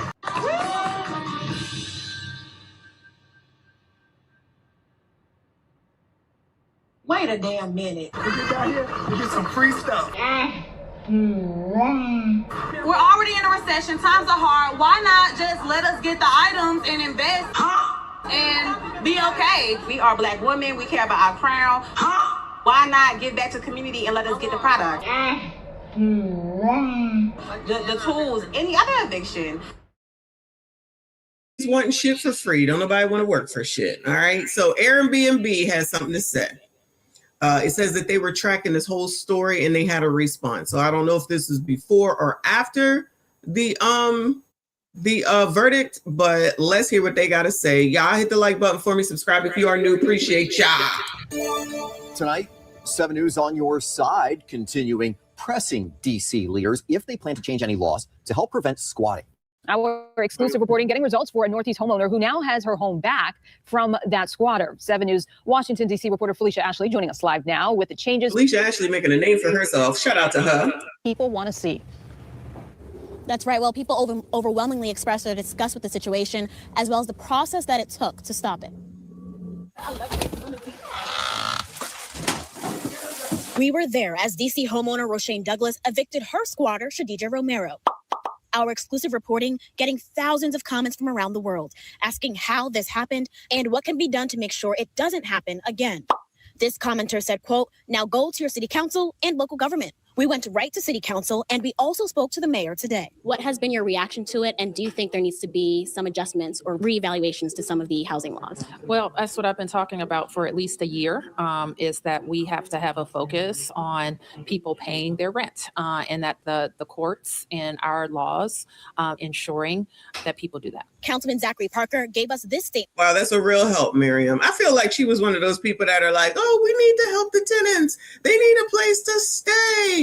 And not think about landlords as usual. Saying, I am glad that yesterday's court ruling brought a resolution to this case. My team and I are reviewing district laws to better understand how this was allowed to happen. To get squatted on like that is crazy. The community overwhelmingly expressed they want a change and showed up to the home to make sure it starts on 20th Street. The laws need to be changed. That's important. What brought you out here today? The viral moment in your story. It's actually all over the world. Do you know that? It's like everywhere, not just in the DMV area, it's everywhere. She's on the whole business idea, like for real. I'm trying to put her out too. I think we all just trying to put her out. We all want her out. The whole DMV wants her out of this lady's home. Groups of onlookers invested in the story said they want to ensure everything is out and that taking advantage of community members stops. Whatever she need, I'm gonna help her get it out today. Whatever she need, right now today. Yeah, that's what I'm gonna do. So if she need, like, if she got a couple of people out here, and, I'm just letting her know that she got the support. She need to get this stuff about this lady's house. You can see the infamous sign that has been hung on this home for some months now. The blank. Damn, they put that on there. Public notice on authorized occupant, no lease, no. Wow. Embarrassing. Get that Romero put to cover it, obviously taken down at this point. And I spoke to neighbors who told me that Romero did come to the home last night to retrieve some of her items that were put out in the back. Now, coming up at 6, you'll hear more from council members as well as their reactions to our reports. Now, reporting live from Northeast DC. Who thinks they're gonna do something about this? I don't know, but I got a feeling, child. There ain't nothing gonna change. So Miriam, you didn't know what this was going on. So Miriam, what you gonna do? That's the question. What's she gonna do? I say nothing. Hopefully I'm wrong. Anyway, so yeah, that's the update on that whole debacle. That's half damn crazy. But allegedly, y'all, there is a rental crisis. Oh no. So shout out to Lillian React. This is amazing. With 1,000 subscribers here on YouTube. She has this video called America's Rental Crisis is Out of Control. Millions can't afford a place to live. Oh no. Oh no. Shout out to Do Better Fiend in the building. I appreciate you, hon. He said this is why you keep your crazy sisters, nieces, and ABCD nephews on standby. Allegedly, we do not condone violence around here. That's what I said. I said she's lucky that these are people who have something to lose. When you're dealing with people that ain't got nothing to lose, it could be a completely different story. But everybody want to keep playing games, child. Everybody want to keep playing games. Let's hear what she got to say. Jobs don't pay 3 times the amount of rent. So why is that a requirement? I just took my younger sister to go look at apartments. We found one that she loves. The price point is literally almost as much as my mortgage. But apparently that's like the average. Now, you fill out the paperwork. Come to find out, you have to make 3 times the amount of rent after tax, be able to be qualified to rent the apartment. Be homeless or dead in a couple of weeks, either is a much better option than paying more to be prisoner in my apartment complex for another year, especially when the prices on the website have been hundreds of dollars cheaper for well over a year. Does anybody else notice all these apartment complexes they're putting up are charging an obscene amount of rent? And you're just kind of like, who are they renting to? Like I saw this one that a 1-bedroom apartment was $1,600 a month. Now, 1-bedroom apartments were for like young kids in their 20s, at least they're supposed to be. And what young kid in their 20s is making over $4,500 a month to where they could even afford that apartment? Because you have to make 3 times the rent to even get approved for it. 5% of Americans are renters, and a lot of people. So the part that they're not going to say is that, you know what? You should be doing it with someone else. They don't want to say that part. So all these biatches out here talking about, oh my God, it is not enough, blah, blah, blah, blah, blah, blah. Well, you know what? If you was married or you had somebody else to do the shit with, even if you had a roommate, y'all don't want to do that. You want to do everything on your own. You want to be independent. This is independence. It's all on you. So please stop this mess. Please stop this mess with it's so much. Yeah, it is a lot. It is a lot because they see that y'all be spending money where you want to spend money on. Get your ass a roommate or get yourself a freaking spouse or a significant other and do it together. Y'all don't want to do that. That's what the problem be. But you can't tell these people nothing. I guess this is Lillian. Let me move it forward. Now, you fill out the paperwork. Come to find out, you have to make 3 times the amount of rent after tax, be able to be qualified to rent the apartment. I want you to make almost $6,000. You can genuinely afford the apartment. Why can you not provide like bank statements for the last like 3 to 6 months showing like your spending habits and your budgeting and tracking where they can see realistically? So now she thinks somebody's supposed to go look over her damn bank statements for all her latte and Louis Vuitton purchases. Girl, shut the fuck up. Child, Generation Z got issues. Zachary said exactly if they settled down, they wouldn't have an issue. This is amazing. Independency has a price. Absolutely. They don't want to hear that because they're independent. So they independently with their egos not listening. Okay. I'm just saying. So I don't know why they can't have a roommate. Like, even if you aren't in a relationship, fine. So you can't have a roommate so y'all can't split it together. I mean, that's what it used to be. There's no way when we first moved in together that either of us could have afforded it. I told y'all we was getting paid once a month. There's no way we'd have been able to afford it by ourselves. So y'all just got the internet so y'all could be out here whining and complaining about shit that we already know about. That's why you partner with someone, you couple with someone, you get a fucking roommate. Y'all don't want to hear that. Suffer. Fuck y'all. I don't care. Thank you, hon. Mrs. Bougie Bonnet. Exactly. I got Gucci, Fucci, Poochie, and Lucci, but I don't think this is really made by Louis Vuitton. For some reason, the quality don't seem like it's LV quality. I could be wrong. Anyway, hold on. Shout out to Dane C. Thank you, hon. He said, salute Mrs. Hyena Slayer. Wait, Michon has joined the Bonnet Gucci gang. Say it ain't so. Yes, I have. I'm all in all my pajamas today. My robe, my bonnet. I just got this one. Then I got a Gucci one. And then I got other stuff. But anyway, shout out to the Asians. Child. They making hand over fist in there. If you only knew what this shit costs. Hand over effing fist. Because there was a lot of people in there. There's a lot of people in there. This shit is too tight. I'm losing brain. I'm telling y'all, it's going to leave a thing on my head by the time I'm done. I can't. It's too much. Come on, child. What else? Can you truly afford it? I don't understand. Like, how are most people affording an apartment? Average American, especially college students who genuinely need an apartment close to a campus, they're not making. College students should definitely be living together. You know how they don't know nothing about finance or money though, is because if you're getting a student loan and they over there paying for your college shit, you just think, oh, that's okay. They complaining about this. Can you imagine how much the freaking what is it called? Dormitories are costing. This is the problem right here. If these people are on campus paying for on-campus housing, it is astronomically more than fucking renting. Kiss my ass. These people are crazy. These people are crazy. Go and find a fucking roommate and shut the fuck up. $72,000 a year. Make it make sense. So I'm currently on the apartment hunt for a 2-bedroom, 2-bath apartment.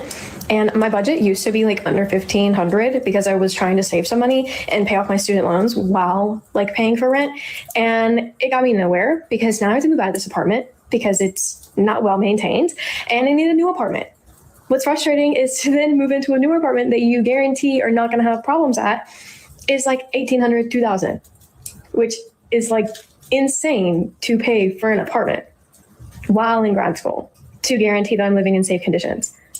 Like, I just don't understand like how this is possible. How are people doing this? So why do I choose to live in a hotel and not go out and rent an apartment?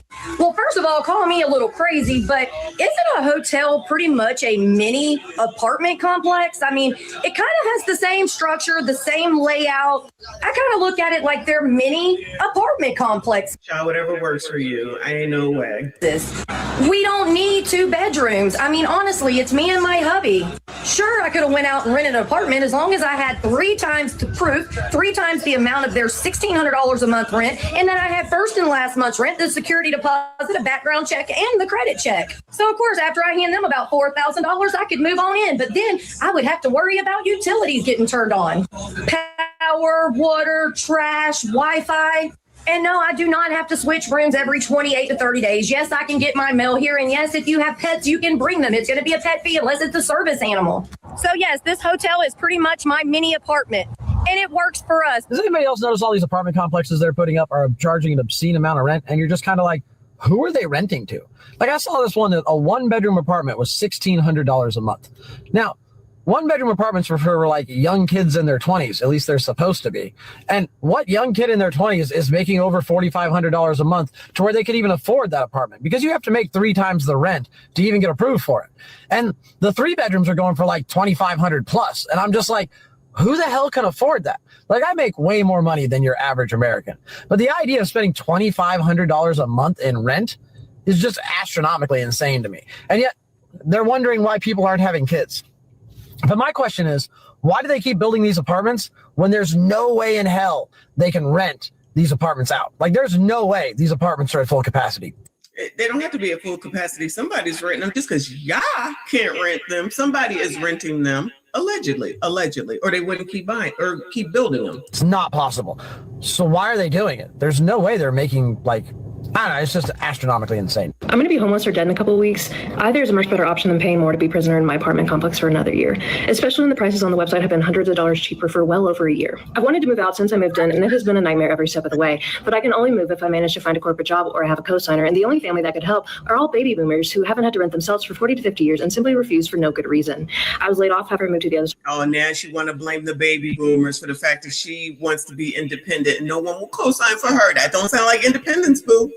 That don't sound like independence, boo. Out of country, and I've been stuck here ever since. I finally found enough freelance gigs to cover my rent, but now they're increasing my rent, and I cannot keep barely living like this.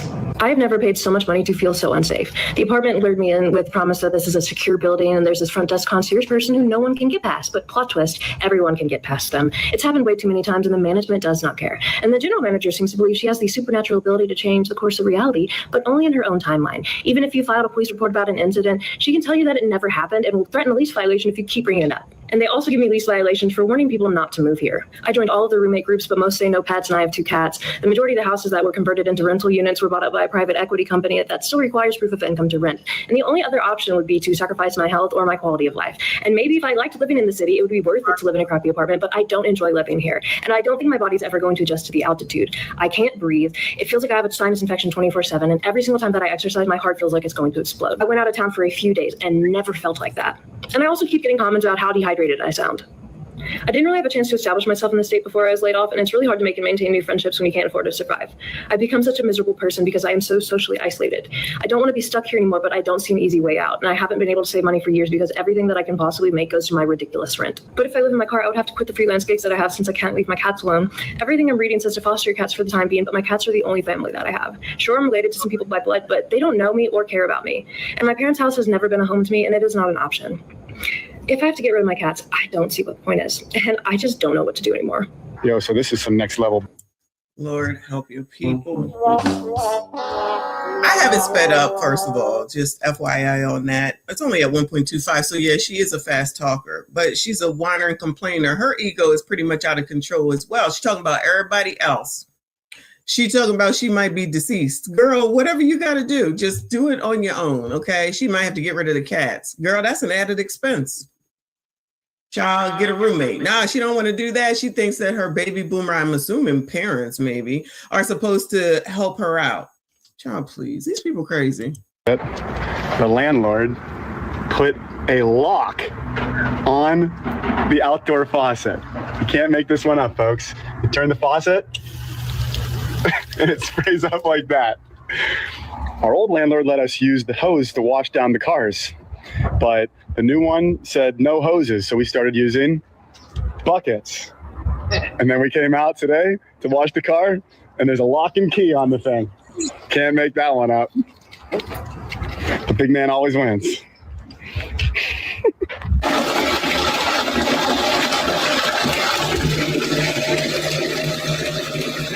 And many of you, I bet if the water was in his name, though, he wouldn't be worried doing all that. If the water was in his name, he wouldn't be doing all that. But there you go again, right? That water bill is in the landlord's name, I promise you. That's why they're doing that. That water bill probably came in because they over here washing cars and shit. And she was like, they ain't my fucking business. You know what I'm saying? Shout out to Dane. Thank you, honey. Said, isn't a body just a decorated shower cap? I guess it could be, but this is not plastic, so that's not going to work. But child, I don't know how they breathe. My brain is killing me right now. You know, I always talk shit and brag about how cheap my rent is. On one of my videos in the comments, I couldn't reply to it for some reason. But someone was like, how are poor people supposed to live? And then somebody responded to their comment and they were like, get an RV like she said. And the person said, that's very expensive. And yes, you're right, but I just want you to think of it like this. So I got my RV on Facebook Marketplace for under $10,000. Now, if I were to be renting an apartment for a full year, so for 12 months, we're going to do some quick math here. So if I was renting an apartment for 12 months and let's say the rent is $1,000, okay? So what's 1,000 times 12? Yep, that's $12,000. Personally, I could never afford $1,000 a month rent. I just physically and mentally could not come up with that money. At least not yet. Maybe one day. My business is starting to really take off. But my point is, the way my brain works is I think January to December, that is $12,000 that I will have to give somebody for a place to live for a full year. Now, I bought this RV for under $10,000. So this RV was less than $10,000. But I own this RV. I'm the owner of this RV. I don't rent out this RV. I rent out a spot to park the RV so I can plug the RV into plumbing, electricity, water, etc. So that's why I pay $400 a month plus my electricity bill, which usually is expensive because I always have the TV on and I always have, like, I don't know, I just use so much of my electricity somehow. So my bill usually comes to about $500-ish. But my point is, no matter where you live, if you buy land. She's paying $1,000 anyway. But good job, girl. You own it. And if you buy a house, if you rent an apartment, if you have an RV, you're going to have to pay something to live, honey. That's just the world we live in. But personally, for me, it's just a lot more doable for me to pay $500 a month. But like I said, the people paying $1,000 for an apartment for a full year, they're paying what, $12,000, right? I'm paying half of that. I'm only paying $6,000. Why does she think she's paying half of that, y'all? Is it just me? She said the rent is 400 and something, rounded up is 500. The electric bill is 500 and something. 500 plus 500 a month is $1,000. Is it just me? What is she talking about? If she was using electricity inside of an apartment, it wouldn't be as much as what she's using in this RV. Child. Shout out to Nick Taylor. I appreciate you. He said Louis Vuitton is rolling over in his grave. He better take it out on the people that's selling it. I got nothing to do with that. I'm just losing brain cells, sitting here listening to her and this thing that's squeezing my head. Okay. $1,000 a year so that I can have water, electricity, and plumbing. I also own this vehicle, so I can't get evicted. And if I want to get up and move and drive to an RV park in California, I can do that. Personally, I just think this is the best idea for me. Maybe not for you, but I think a lot of young people should consider this, because if you're paying $12,000 a year to live in an apartment that you don't even own, then honey, how are you ever going to save for a house? How are you ever going to save for your future? In my experience, it's just a lot easier to save money when you're paying less rent. When I was homeless living in a motel, it was like $1,200 a month to stay in a Motel 6. So that was the closest thing I ever did to paying rent. I will say that was the hardest time of my life. I physically could not come up with $1,200 every single month. But $500, I can do that. That's very doable for me. Nope. She said 400 and some is the rent space because she has to rent to sit this RV down. And then she said her electricity is 500 some odd dollars because she always has stuff on. That's $1,000 right there, if not more. But, you know, like y'all say, I think it might be girl math. Like, whatever she say. All right, y'all. So I have been seeing a lot of comments about renting and owning as a single woman. And I just want to know you guys' honest opinion, single women in the comments. Even if you're not single, you're married, just whatever commentary you want to have about it, please drop that below in the comments. I have been seeing a lot of people talk about this, and a lot of women, especially single women, they're saying that being a homeowner is not for the weak. You know, all the things that come with being a homeowner, and now you have to be the lawn care person and all of that stuff, and you have to be the maintenance person, and they feel like it's just not worth it. They would rather do a townhome or a condo. It seemed like home ownership used to be the goal. Like, it seems like that used to be the goal, and that was the one thing that everybody was like reaching for. And I don't know if it's the economy now or like, I don't know, but it seems like that's just not the goal anymore. All right, I'm tired of listening to them, but you know that there's a what is it called? A news program out now talking about how people aren't buying a house until they're 40 years old, and that's like dastardly or something like that. I'm not sure why the correlation of being with someone else, they can't see that that's actually what most of the issue is. You can't sit up here and complain. You can't sit up here and talk about being independent and single. You can do it on your own and then get mad and upset because you're independent, what you asked for, and then you have to do it on your own. And now you're mad. And now you want to blame it on everybody else. No, that's you. This shit is expensive. And the funny part about it, because people used to talk about this a long time ago, is that specifically they was talking about Black people. Let me go here. Is that if we're together, then there's only one rent, one cable, one, water bill, right? One whatever, because it's all combined in the same place. If they have you separated, then you got to pay all of that and you got to pay all of that. So they're making more money. And since all of y'all keep talking about this consumerism, y'all are contributing to all these people making all these profits because y'all want to be independent. And now you're coming in with all these ways, all these ways to try to act like you're doing it all on your own. And you're just telling on yourself. It's not working. But you want to keep thinking, your ego is allowing you to think that you're doing something. Just like the last girl thinking that she's doing it because she's paying half of the amount of an apartment. And she's not. Honestly, at the end of the day, she's probably paying more. Honestly, at the end of the day, she's probably paying more. Because if she moving, the lot rent's going to change. If she moves, the lot rent going to change. And a lot of people over the years, that I have seen, they will change the lot rent, or they'll get rid of that complex so you can't even stay there no more. And then other people will say, okay, well, this is what it was, but now we're raising it. We've even covered a few of those stories where they've raised the lot rent to these prices. So she acting like she thinks that can't happen. So what happens when they come through? Just say, child, leave me alone. What happens if / when the lot says we raising the rent, or we raise the lot rent to say it's $700? Oh my God. And you still got to pay your $500 to $600 on your electricity and whatever the hell else you got to pay. Then what? Then God forbid if something happened to the RV. I'm not wishing nothing on her. I'm just saying, I don't think that people think this far ahead, especially biatches. And she a Gen Z. She definitely ain't thinking that far ahead. And Reaper just said, and the gas. She gonna ride to California, girl. Ride on down to California. Good luck to you, because the gas is expensive out there, right? So then if you got to take that into account as well, She probably, odds are paying more than what it costs to pay that $1,000 a month for the one bedroom. These people don't think. These people don't think shit through. Don't listen to nobody. They swear they know everything. And then someone will listen to her off of that TikTok and be like, yeah, she's right. I'll do the same thing. Then go get some RV that's used. I don't know nothing about RVs, y'all. I don't know nothing about RVs or trailer parks or none of that, except I don't want none of them, right? She's not getting them one of them RVs where the older people that I have ever known, where it's all long and nice and they hitch it on the back of the truck and they can drop it wherever and they do vacations in it and stuff like that. I'm pretty sure that's not what she's talking about. So it probably could need some repair because that's all yours, and anything goes wrong, just like in a home, you responsible for that. She ain't got to none of that yet. But you can't tell them nothing, child.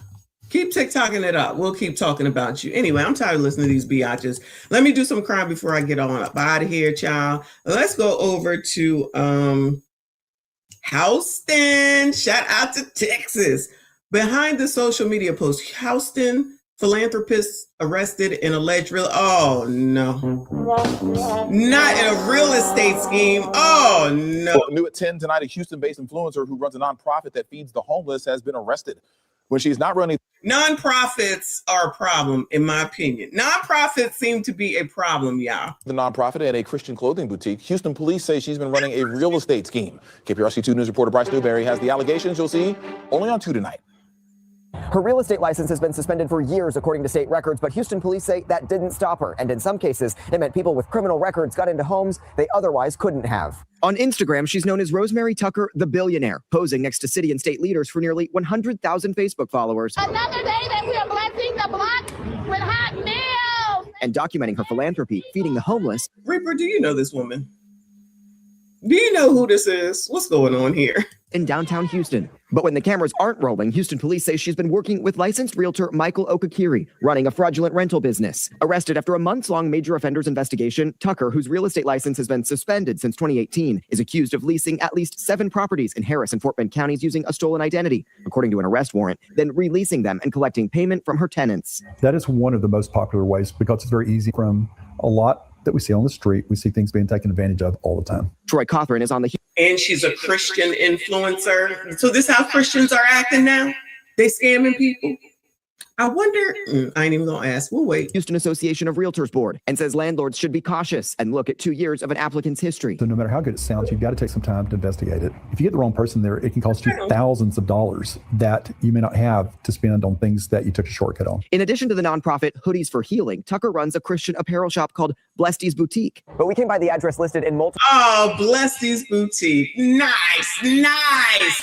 Support Black businesses. Support Black businesses. Dollars that you may not have to spend on things that you took a shortcut on. In addition to the nonprofit Hoodies for Healing, Tucker runs a Christian apparel shop called Blessedi's Boutique. But we came by the address listed in multiple places, including in court documents, and it actually appears to be a massage parlor. Neighbors say the business has been gone for months. The only sign of it is this banner still on the back of the building. Tucker allegedly used some of the fraudulently earned money to pay bills for the boutique, investigators say, out of an account that averaged more than $112,000 coming in every month, many of the deposits appearing to be rent payments. Come out, baby! Come out, baby! We're serving in the presence of Jesus! One day after posting an $85,000 bond, video posted on Facebook appears to show her back on the streets, helping Houston's homeless. Tucker's co-conspirator has also been released on bond. Her attorney tells me she maintains her innocence and looks forward to fighting this case in court, while police say the investigation is not over yet. I'm Bryce Newberry. Child, if it ain't one thing, it's something the hell else. Never a dull moment, child. All this scamming going on, I thought y'all was the most educated.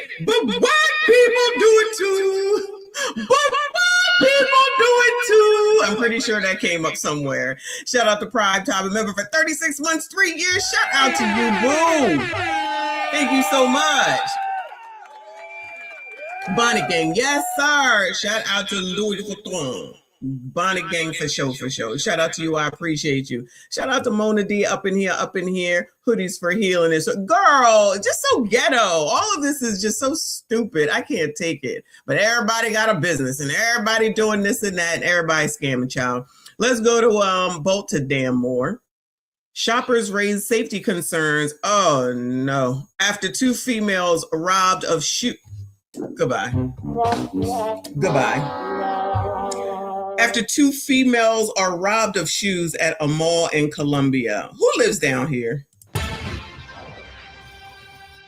A Howard County teenager now faces robbery charges after an attack inside the... Not the kids. Oh, no, not again. Gremlin alert, child. Gremlin alert. Mall in Columbia. Fox 45's Vincent Hill looks into the case and other recent crime to plague the popular shopping center. Well, it was in this parking lot behind me that 2 females were approached by a masked man who they say robbed them. Just the latest crime sparking concern around the mall. At the Mall of Columbia, just after 5 o'clock Sunday afternoon, 2 females coming face to face with danger. For a male in a ski mask carrying a skateboard. Robbed of the shoes they were wearing and the shoes they had just purchased. It's crazy out here, so you got to be safe at all times. Cornelius reacting to the news of the robbery. You know, people are looking to grab and go, so that's something you got to keep in mind. Howard County Police People are looking to grab and go. Cornelius, come on now, Corny. Come on. We got to do better. At least I want him to say something like, hold on. God, where her mother at? Where this little girl mother at? Where they role models at? Where's the adults? Huh? That's the question we all trying to figure out.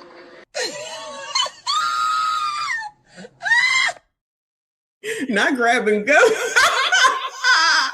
Not grab and go. I'm gonna come over here. I'm gonna find them. I want your shoes and the shoes you just bought. Like, I want to know what they had on. Did they had on some Louis Vuitton shoes or something? What shoes they had on? Wearing and the shoes they had just purchased. It's crazy out here, so you got to be safe at all times. Cornelius reacting to the news of the robbery. You know, people are looking to grab and go, so that's something you got to keep in mind. Howard County Police tracked that suspect, 19-year-old Isaiah Battle, after they say he then started a fight at the food court inside the mall, charging him with robbery and assault. The Child, Generation Z, I'm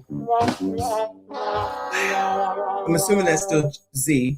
They ain't got the sense of, so you went and you robbed, and then you stayed, and then you caused a ruckus, and then you got...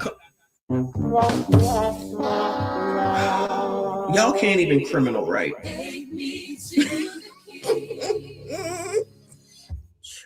Y'all can't even criminal right. Oh, Lord, help your people. Robbery, the latest crime on or near mall property. Back in February, 2 teens were shot and killed outside the mall. Police later arresting 18. Who's responsible for this? Who is responsible for Bueller? Whose child is this, Bueller? Whose gremlin does this belong? Who claimed this gremlin? Look at this hair. What I tell y'all? Stay away from this hair.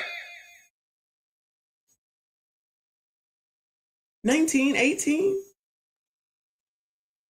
Child, what happened to getting a job in the actual mall? What happened to working at McDonald's? What happened to working at Wendy's? What happened to working at Cinnabon? Shout out to the racists at Cinnabon. Oh, she ain't there no more. So just grab and go, like the music man said. Corny said, grab and go. It's not funny. Shout out to Balta Danmore. 18-year-old Edmondson Zaya. And last July, 17-year-old Angelo Little was shot and killed inside the mall. Oh, no. Wait. What is going on? Back it on up. Charging him with robbery and assault. The robbery, the latest crime on or near mall property. Back in February, 2 teens were shot and killed outside the mall. Police later arresting 18-year-old Edmondson Zaya. And last July, 17-year-old Angelo Little was shot and killed inside the mall. They call him Angela? His name was Angela? Edmondson Zaya. And last July, 17-year-old Angelo Little was shot and killed inside the mall. After a months-long search, police arresting 18-year-old William Marshall. Child, this child looked like he third damn team. This child looked like he third damn team. Whose fault is this? Is it white supremacy's fault? Yeah. Is it white supremacy, discrimination, and racism? I be confused. Y'all tell me. What is it, Bueller?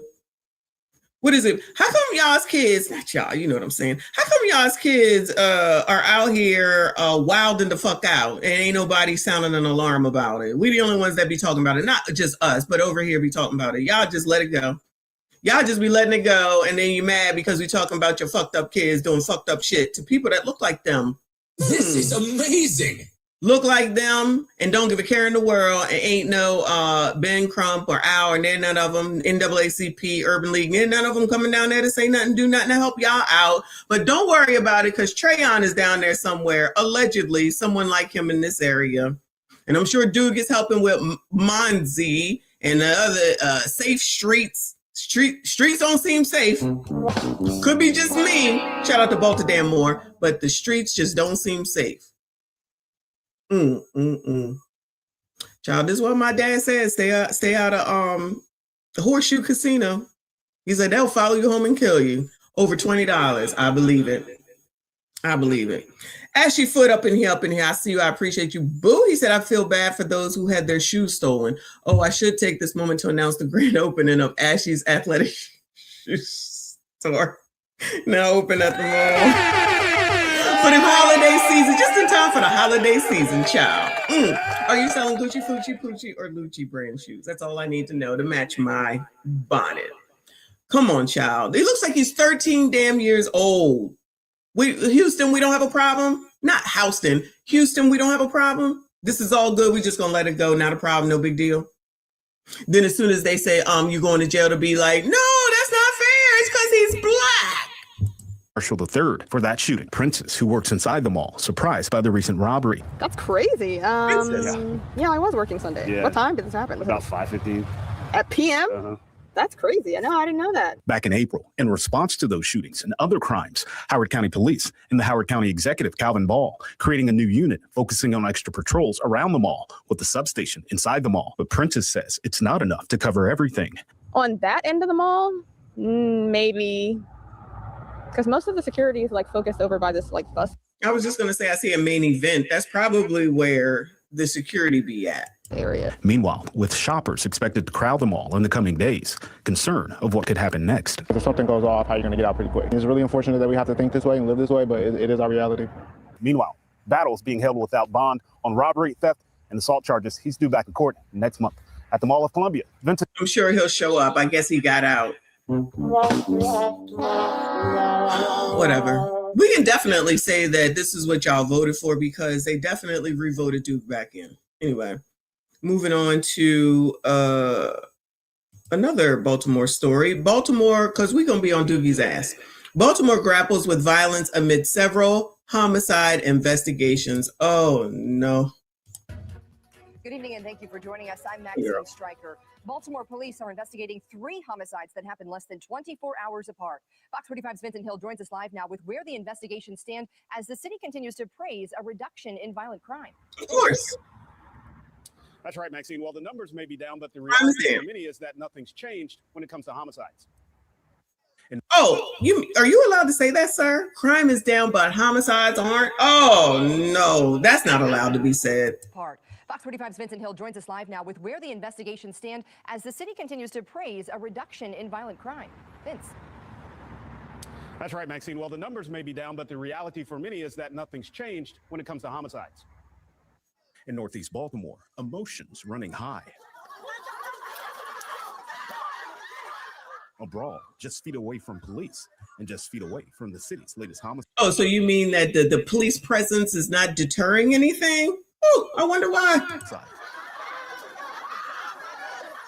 Police say just that. How old do you think these people are? I need some new Uggs. Actually, I don't think I have any more. I don't know where they went. I need some Uggs. Shouldn't they be home with their parents? I guess not. In Northeast Baltimore, emotions running high. A brawl just feet away from police and just feet away from the city's latest homicide. Joe, what does she have on? Is it not cold? Is it not cold out here? How old is this? 6 days old. They out here with... Sandra, didn't you just do this show? She just did this show about being half naked out here. Y'all let y'all kids do anything, and then y'all supposed to care about these gremlins. You know I don't. Fuck them. No empathy, no sympathy. Police say just after midnight Sunday, a 28-year-old man was shot multiple times near Hartford Road and died at the scene. The shooter still on the loose. That homicide comes less than 24 hours after 2 people were shot and killed inside this Carrollton Ridge home in a quadruple shooting. I've lost 2 brothers to gun violence, countless others to gun violence, and so I understand that it's... I ain't saying nothing. Plaguing our community. 2 others were left in critical condition. Again, the shooter or shooters on the loose. The first week into December, and the city is investigating 4 separate homicides, including this one from the 3rd. He advised that he saw a gray Toyota Solara with a number one male that got out of the car, shot the person, and then. What the fuck is a number one male? You know what a number one male is? Shout out to shit. Blade, child. They're changing y'all's names and I can't keep up. A number one male is what they used to describe a crab. So I'm assuming that a number one male might be a black person. Oh no, is that racist? Is that racist? A number one male, which actually is the best crab, okay? Wow. Y'all, this is funny. Oh my God. The Dollar Tree don't stand a chance. 4 separate homicides, including this one from the 3rd. He advised that he saw a gray Toyota Solara with a number one male that got out of the car, shot the person, and then left northbound. Another homicide, another with no. Let me put that down. That's y'all's name. Hold on, number ones. Hold on. I can't let this go. Number ones. Number ones. Number ones.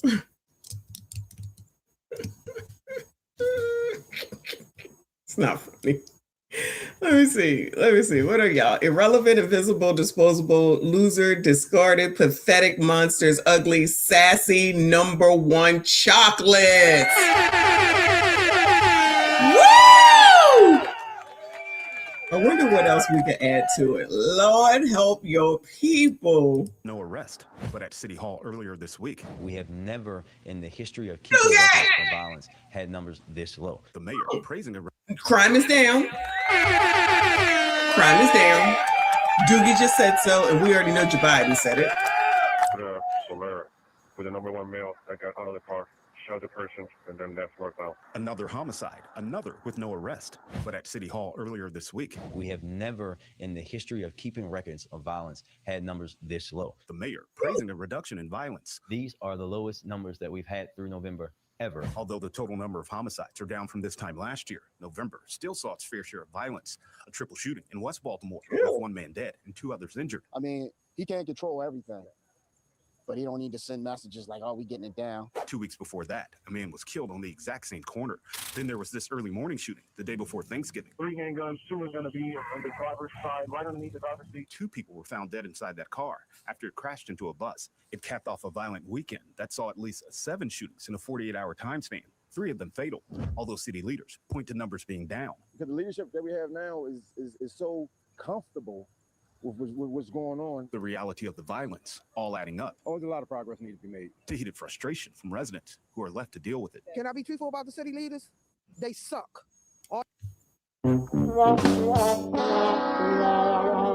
Now listen, she may not have voted for Dude, but I'm gonna go out on a limb and say she probably did. Allegedly. Enough of y'all overwhelmingly voted that man back in there. Y'all overwhelmingly voted that man back in there. And then the very next day, because we was on it, y'all, the very next day, they said, we living in a food desert. Child, shouldn't you have discussed that with Doogie before you reelected his ass? Him and his wife, maybe by now, and his new baby are doing well wherever they live. Probably living somewhere similar to where Brandon Johnson is living. Now they suck. Ivan trying to help, and Doogie not allowing that to be either. Is it Ivan's fault? Woo, Lord help you. Child, let me get the screenshot. Hold on. Because you already know.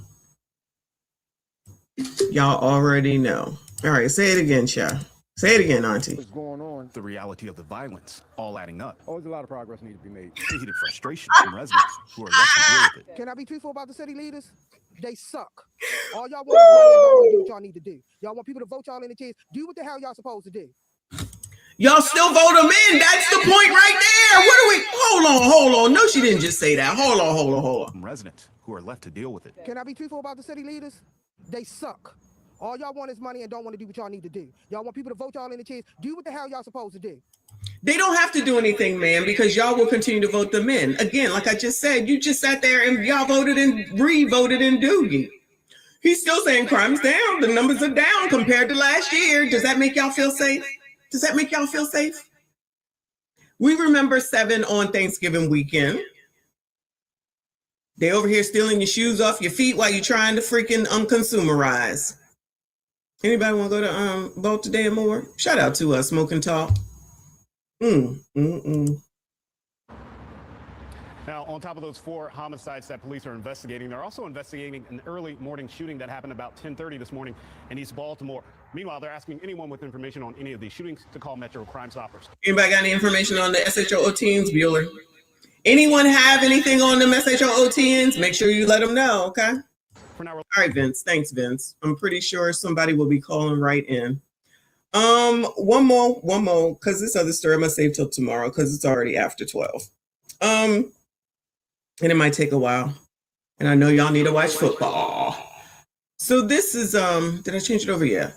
Neighbors say SHOO teen that injured teens accused of stealing packages was way too much. Now, again, the criminals become the victims, and the victims are the problem because they didn't allow the criminals to do what the criminals came to do. In case y'all didn't know, when the criminals show up, you let them do whatever they want to do, or else you're going to be in trouble, allegedly.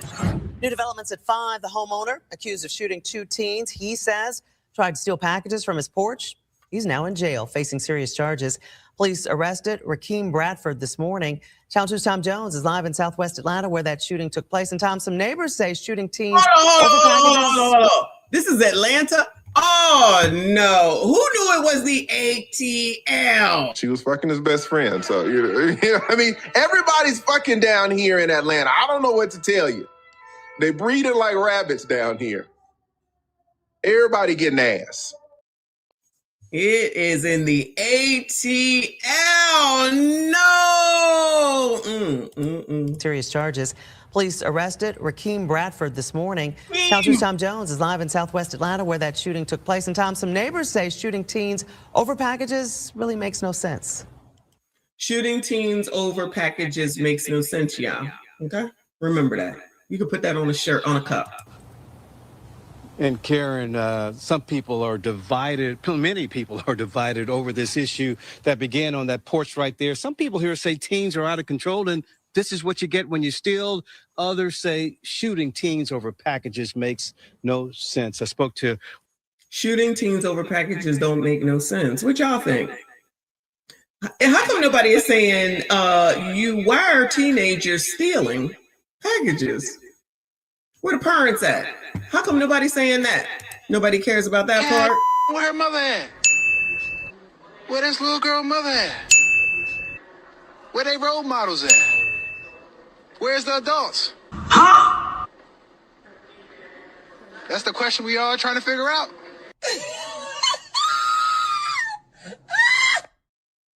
So where's the part, like Sandra just said, about the stealing packages is not what you should be doing? Because, if you're not there, then nothing can happen to you. If you're not doing wrong, then the odds are, let me rephrase it, the odds are that nothing will happen to you. But if you're in the process of doing something wrong where you had no business doing it, in a place you had no business being, doing something taking something that don't belong to you, and then something happens to you, that sounds like that's a you problem. Honestly. Because don't take my shit. Stop justifying this bullshit where people are sitting up here. Let me rephrase. I'm talking about the kids. The gremlins are out here taking shit because they know nothing will happen to them. We've been talking about this since they changed this damn law. I forget if it was Baltimore or Chicago, saying that you couldn't prosecute or do anything with a kid under 16. Maybe it was 15, if I'm not mistaken. Then all of a sudden, all this crime started, and then they had to reevaluate that shit. So you have allowed these people to know and think that they can do whatever they want, whenever they want, with no consequences. And damn well their parents don't give a damn. It's a bunch of women for the most part. So just let all that go. Just shout out to Mr. Lewis. So the rest of us just got to figure out how to bob and weave. And then when we do something, shout out to 2A people. Then y'all want to act like it's a problem? Now, his story do sound crazy. I think they about to give his story. Not this dude. The dude that did it, his story sound crazy. But y'all, I'm like, if you're not here doing wrong, then you can't get in trouble for the wrongdoing, right? I don't know why this is not the lesson in telling these MFers to keep your fucking hands to yourself. Carry your punk ass home, get a fucking job, and go buy what it is that you need. Instead, you got Cornelius talking about, you got to be paying attention. Fuck y'all. No, you got to start paying attention. Not corny, but the people that's stealing shoes, and they're down to stealing shoes. One neighbor who told me she can understand Rakeem Bradford's frustrations. I can, but to shoot, I don't know. I'm gonna shut this shit down right now. Goodbye. I'm gonna shut this shit down right now. What is this? Let me get this picture right now. What is...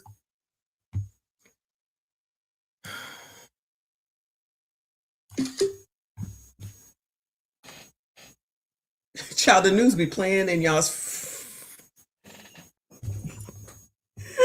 The news be playing in y'all's face, okay?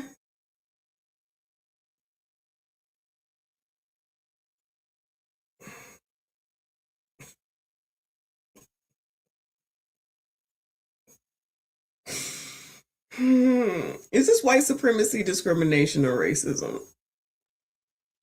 Am I being a white supremacist right now because there's a black woman on screen with bluish green hair like she's a fucking Smurf? This is an adult. This is a whole ass adult right here. This is not a... I mean, she might be Generation Z because I don't think she might be pushing 30. Is this why y'all need the Crown Act so you can come into work with blue and orange hair or whatever the fuck these colors are? Blue and green hair.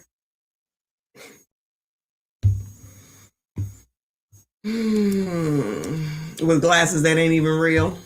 Rakeem Bradford's frustrations. I can, but to shoot, I don't know.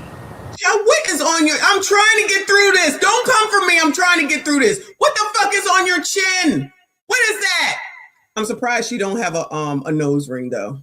She not a guard girl at minimum. What is on your chin? Frustrations. I can, but to shoot, I don't know. I just don't feel that you should have shot him. Nubian Barnes lives across the street.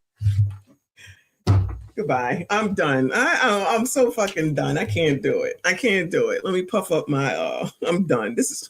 Look at this.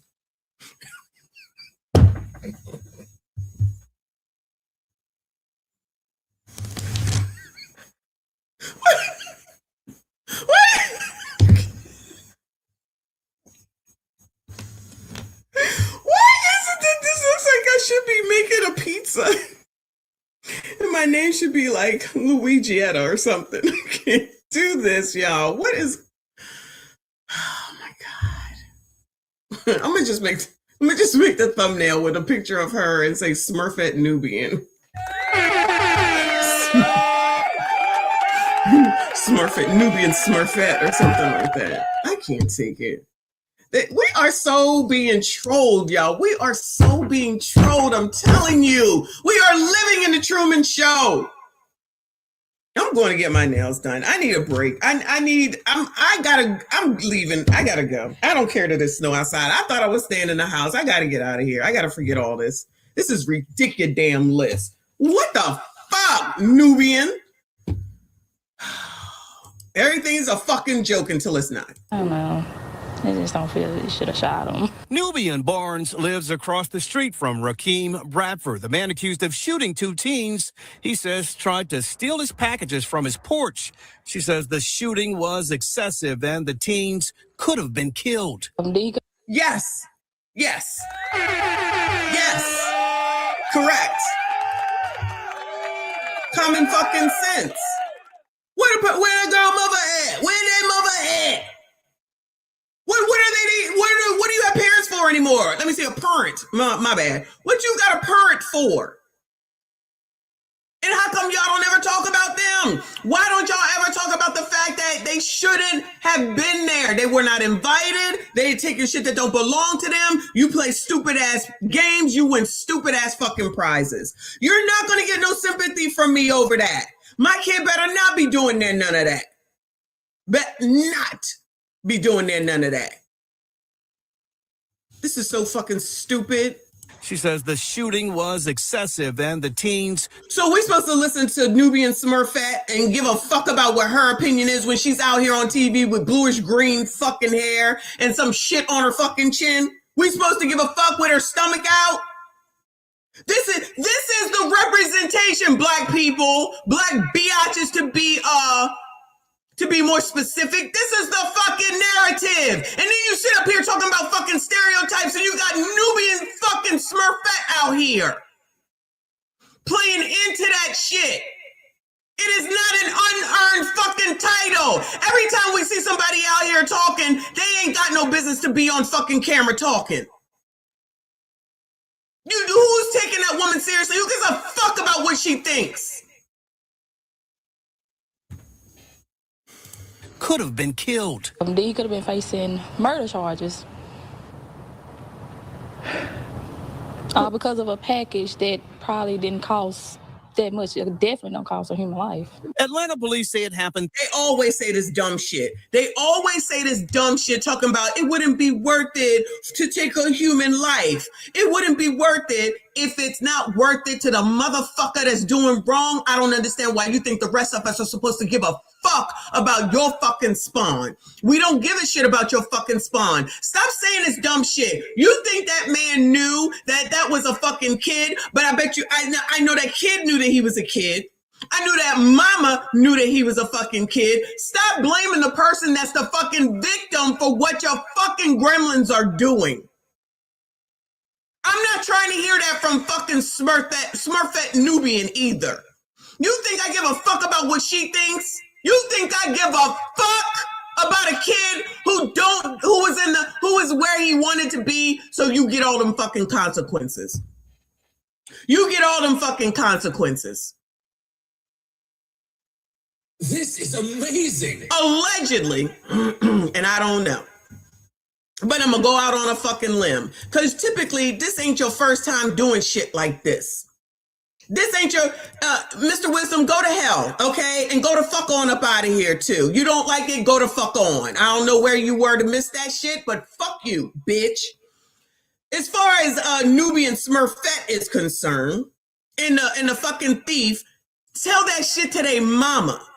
Tell that shit to his fucking mama. This ain't the first time, allegedly. This is just the time that they got caught. And child, when they come back and they give the rest of the story, once they get all the information, I wonder if it will be more and more a long-ass list of former previous crimes, but wasn't held accountable to none of it. Y'all don't want to hold these gremlins accountable to shit, but you want the rest of us to feel sorry for them. Fuck them kids, okay? Fuck what is it? FDK. Fuck them kids, all of them. All of them. That's a yo mama problem, not mine. Because mine ain't doing that shit. You don't give a fuck about your kids? I don't know why y'all think that we're supposed to give a fuck about your kids. And yet again, when the crime is being committed, I love how the person that's being victimized is supposed to know that your kid is doing it. Ass fucking backwards, child. Ass the fuck backwards. Trey, thank you, boo. He said, you know these news stations do this on purpose to get views being petty. Shout out to them. Shout out to them. I love it. They like it. I love it. If they like it, I love it. Because Nubian don't give a fuck. The news programs definitely don't give a fuck. And the fact that I'm talking about it, motherfuckers will say that I'm the problem. I didn't even know Smurfette Nubian was going to pop up on this shit. But what I do know is that your fucking fucked up bastards are out here doing wrong. Teach your fucking kids, raise your damn kids, and teach them to leave shit alone that don't fucking belong to you. Amazing. You either give them money or you make them little motherfuckers get a job. Y'all are failing as parents. I'm sick of it. Y'all are failing as parents. Parents. Y'all are parents, not parents. Thank you, Romello. He said, Messi, we are on the wrong MFing earth. Excuse me. We are in the Truman Show, child. We in somebody's show. It must be Baddies Worldwide or something, child. The real life reality version. Thursday afternoon around 3:30 at the Villages of Cascade Townhomes. They say Bradford shot a 15-year-old boy in the foot. Child, this place don't even look like it's even the hood. It looks like a very nice place. So that's all the more reason. Probably somebody that lived there. It looked gated. Also human life. Atlanta police say it happened Thursday afternoon around 3:30 at the Villages of Cascade Townhomes. They say Bradford shot a 15-year-old boy in the foot. Police say he shot a second teen in the arm. Both. Sounds like he's a good shot. He need to come up here and give me more lessons, okay? Shout out to him. Good shot, sir. Taken to Grady Hospital, expected to survive. Bradford now faces 2 counts of aggravated assault and possession of a firearm during a felony. Some people said they are fed up with crime and out-of-control teens, and they understand Bradford's frustration. Others said the shooting went too far. That's crazy. To me, like, you call the police. That's what the police are for. It just so... You call the police, and then somebody said earlier, when they decide to come into your house, then what? Now, all of a sudden, the colors are oppressor positive. I thought y'all wanted to defund the police. Now, all of a sudden, it's called the oppressor. You see how that go? Because I promise you, ATL was on the list with Stacey Abrams and Fannie and whoever the rest of them people were. That dude that they put into office at the last minute, I forget his name. Now, all of a sudden, they said call the oppressor. Child, these people all can go to hell, child. All of them. Just be doing this shit to yourselves. Don't even recognize and realize that there can be no consequences, clearly, for Black people. That's what I'm hearing right now, okay? These all colored people's doing something colored people. I'm going out on a limb and say that them kids is colored, right? You're in a nice development neighborhood here. It looked like it's gated. I don't know if it is for show. So you're missing the part where you have a teenager who's taking something that don't belong to them, who's specifically in the middle of the afternoon also taking something up off of somebody else's fucking porch in a town where there's been enough crime that everybody know what the fuck is going on around there. And so you still take the fucking chance to do that shit. Clearly, whatever they hearing back at home ain't penetrating, it ain't working, it ain't getting through to y'all's asses. But everyone else is supposed to give a fuck about your kids. When someone was taking something from them, probably allegedly didn't even know it was a kid, and it shouldn't matter. Keep your fucking hands to your fucking self. If you didn't buy it, it don't belong to you. Same thing with whoever took them shoes from the person in the daggone mall parking lot. There's nothing else that needs to be said. There's nothing else. Because I promise you, as soon as Mr. Just Call the Oppressor, when somebody come up there to his punk ass, his ABCD ass, he certainly wouldn't have been like, there was no time to call the oppressor. And the police are not there to come and run to your aid like that. Y'all already know, child, back in 1988-89, Public Enemy was already talking about 911 as a joke because they ain't coming that quick. So what the fuck are you calling the police for? Call the police after you took care of what you needed to take care of. Teens, and they understand Bradford's frustration. Others said the shooting went too far. That's crazy. To me, like, you call the police. That's what police are for. It just so much over packages. Packages can be replayed. Until it's them. You know who they sound like? They sound like those people when we was watching the grocery stores all closed down and they was like, what happened? What happened? Oh, it was a lot of theft. Well, they got insurance. Always motherfuckers that don't own shit telling motherfuckers what to do with their own shit. Barnes says Bradford is now in a world. And then you talking to fucking Smurfette. World of trouble, his freedom in jeopardy over packages. If you feel that your packages are not going to be safe, do pick up. Now Smurfette gonna tell you what you need to do. So you shouldn't be able to have something dropped off at the home that you pay for, whether it's renting or buying. We just listened to these bum ass bitches talk about how much it costs to freaking rent. It's so much, it's so much, it's so much. So you got people over here filing the law. Shout out to Mr. Lewis down in DC, now in jail over a bastard. Now these motherfuckers gonna have the audacity and the damn nerve to say, just have your shit picked the fuck up. Why should I have to change because you're not parenting your fucking spawn? So I have to alter my life because your spawn don't know how to act. Because your spawn has no respect. Because you are encouraging those bastards, those bastard gremlins to continue to do wrong. And then the only time that you have something to say about it is when it happens to you. I promise you, God forbid if something happened to those motherfuckers, they're going to be having a completely different thing to say. And why is it that they ain't put nobody on here on this news program that's for what the homeowner did? Bueller. They said they found a mixed reaction. Where's the ones that agreed that it was okay to do? Bueller. The news ain't shit, okay? The news ain't shit. And I knocked on Bradford's door to see if anyone could explain his side of the story. No one answered. Like I said, this issue is dividing a lot of people, but the consensus appears to be if you're not under attack, your life isn't threatened, let those packages go. So in other words, wait until they try to come into your house. Just let if your car's in the driveway and someone comes and hot wires it, I don't know if people do that anymore. Somebody comes and hot wires your car and takes it, just let them go, child. Even if you watch it on your Ring camera, even if you see it going on, and that's a whole ass man, not this nigga, the one that is now arrested.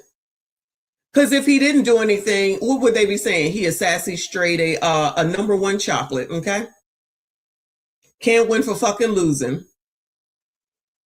Can't win for fucking losing. Then we, you know that story, I don't know if we covered it or not, where the two bastards went into the man's house. Yeah, we did cover it, remember? No, it was one dude and his mama came out and said, they should have just called the police. He has a record, but he don't do home invasions. He ain't gonna do them no more, child. He was expanding. And the homeowner expanded his ass. Do y'all hear what you're saying? This is amazing. Do these people hear what they are saying? They are condoning violence. I can't imagine what's wrong with the community, child. It's white people, right? This is still white people? Is this still white supremacy, discrimination, and racism? Somebody let me know, Bueller. Is that what's going on here? Because Smurfette is dressed up like Smurfette, it's because of white people that this is happening. And black people, you're saying it about black people for shit that's happening against black people. I guess you just forgot all that. I'm going out on a limb, one, since the ATL, two, looking at Smurfette's ass, and the fact that the homeowner is black. Y'all don't make no sense whatsoever, child. Stay the fuck away from me, all of y'all. Not y'all, you know what I'm saying. Stay the fuck away from me, okay? Y'all ain't got no smoke for the fucking criminals. It's ridiculous. But let it have been a fucking white person. All hell would have broken the fuck loose. For real, for real. You'd have supported it. You'd have supported it if it was a white person. Richless. Thank you, boo. Hey, auntie, let it be a white kid stealing from a black house and see. Child, I didn't even read this and see how they switch up. Shout out to Bonnets and Cans. Enjoy your week. Love up. Thank you, boo. I appreciate you. Exactly. Exactly. Please. And replace them. We're live in Southwest Atlanta. Tom Jones, you're not even Tom Jones that I know. Shout out to Tom Jones, child. Ridiculous, y'all. Ridiculous. Child, I don't care for you colors that's gonna think that I'm doing something for white people. This shit ain't got nothing to do with white people. It has to do with the fact that y'all want to be at the fucking bottom of everything. If there's no fucking correction and people that are doing wrong, you just want to wait until something abysmal, horrible happens, and then you want to whine and cry and say that it's white people's fault. No, it's the people right here that were in this fucking story that's sitting up here trying to say that it shouldn't have happened because it's a package, let it go. Remember that if/when the shit happens to you, and no one is wishing near none of that. Nobody is wishing near none of that. You can't even step outside of your own fucked up mind in order to see something outside of how you see it, to see that this is an ongoing problem with these fucking gremlins. You just saw them kids down in Baltimore fighting with the oppressor right fucking there. Because y'all sitting up here talking about everything that the oppressor does to y'all, and y'all sit up here, your kids don't give a fuck, and they over here fighting, brawling right in front of the damn oppressor. Right in front of the damn oppressor. Y'all, I don't give a fuck. Fuck y'all. Fuck y'all's kids. I don't give a damn. But shout out to y'all, and you made it to the end because I'm done. All right. Excuse me. Thank you all so much for being here. Shout out to everyone that donated today. I'm going to go ahead and give you something. Child, I got to eat. I'm hungry. Of course. Y'all already know. And see what's going on with the weather. I might not go into the, the sun is gone. I know it's cold out there. Anyway, shout out to the bonnet crew, child. Now I got a bonnet to add to the list. All right. Maybe tomorrow I will wear Gucci because I got Gucci, Gucci, and Lucci, child. I got them all right? Shout out to Romello. I appreciate you. He said, old knowledge, same skin folks ain't kin folks. Always want to blame something else, but never looking at the man in the mirror. I appreciate you, hon. Let me go ahead. Y'all go ahead and hit the like button for me. Subscribe if you are new. I see you all in the next one.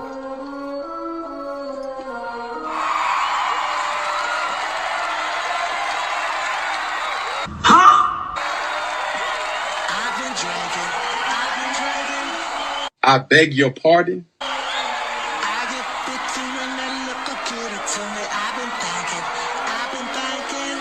I beg your pardon.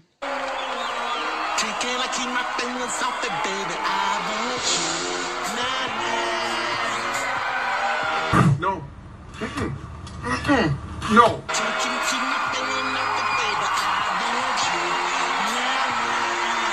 No. No. No. No. No. No.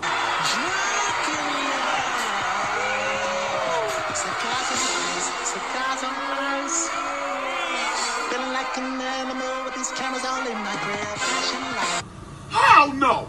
No! No! I refuse. No! Flashing lights.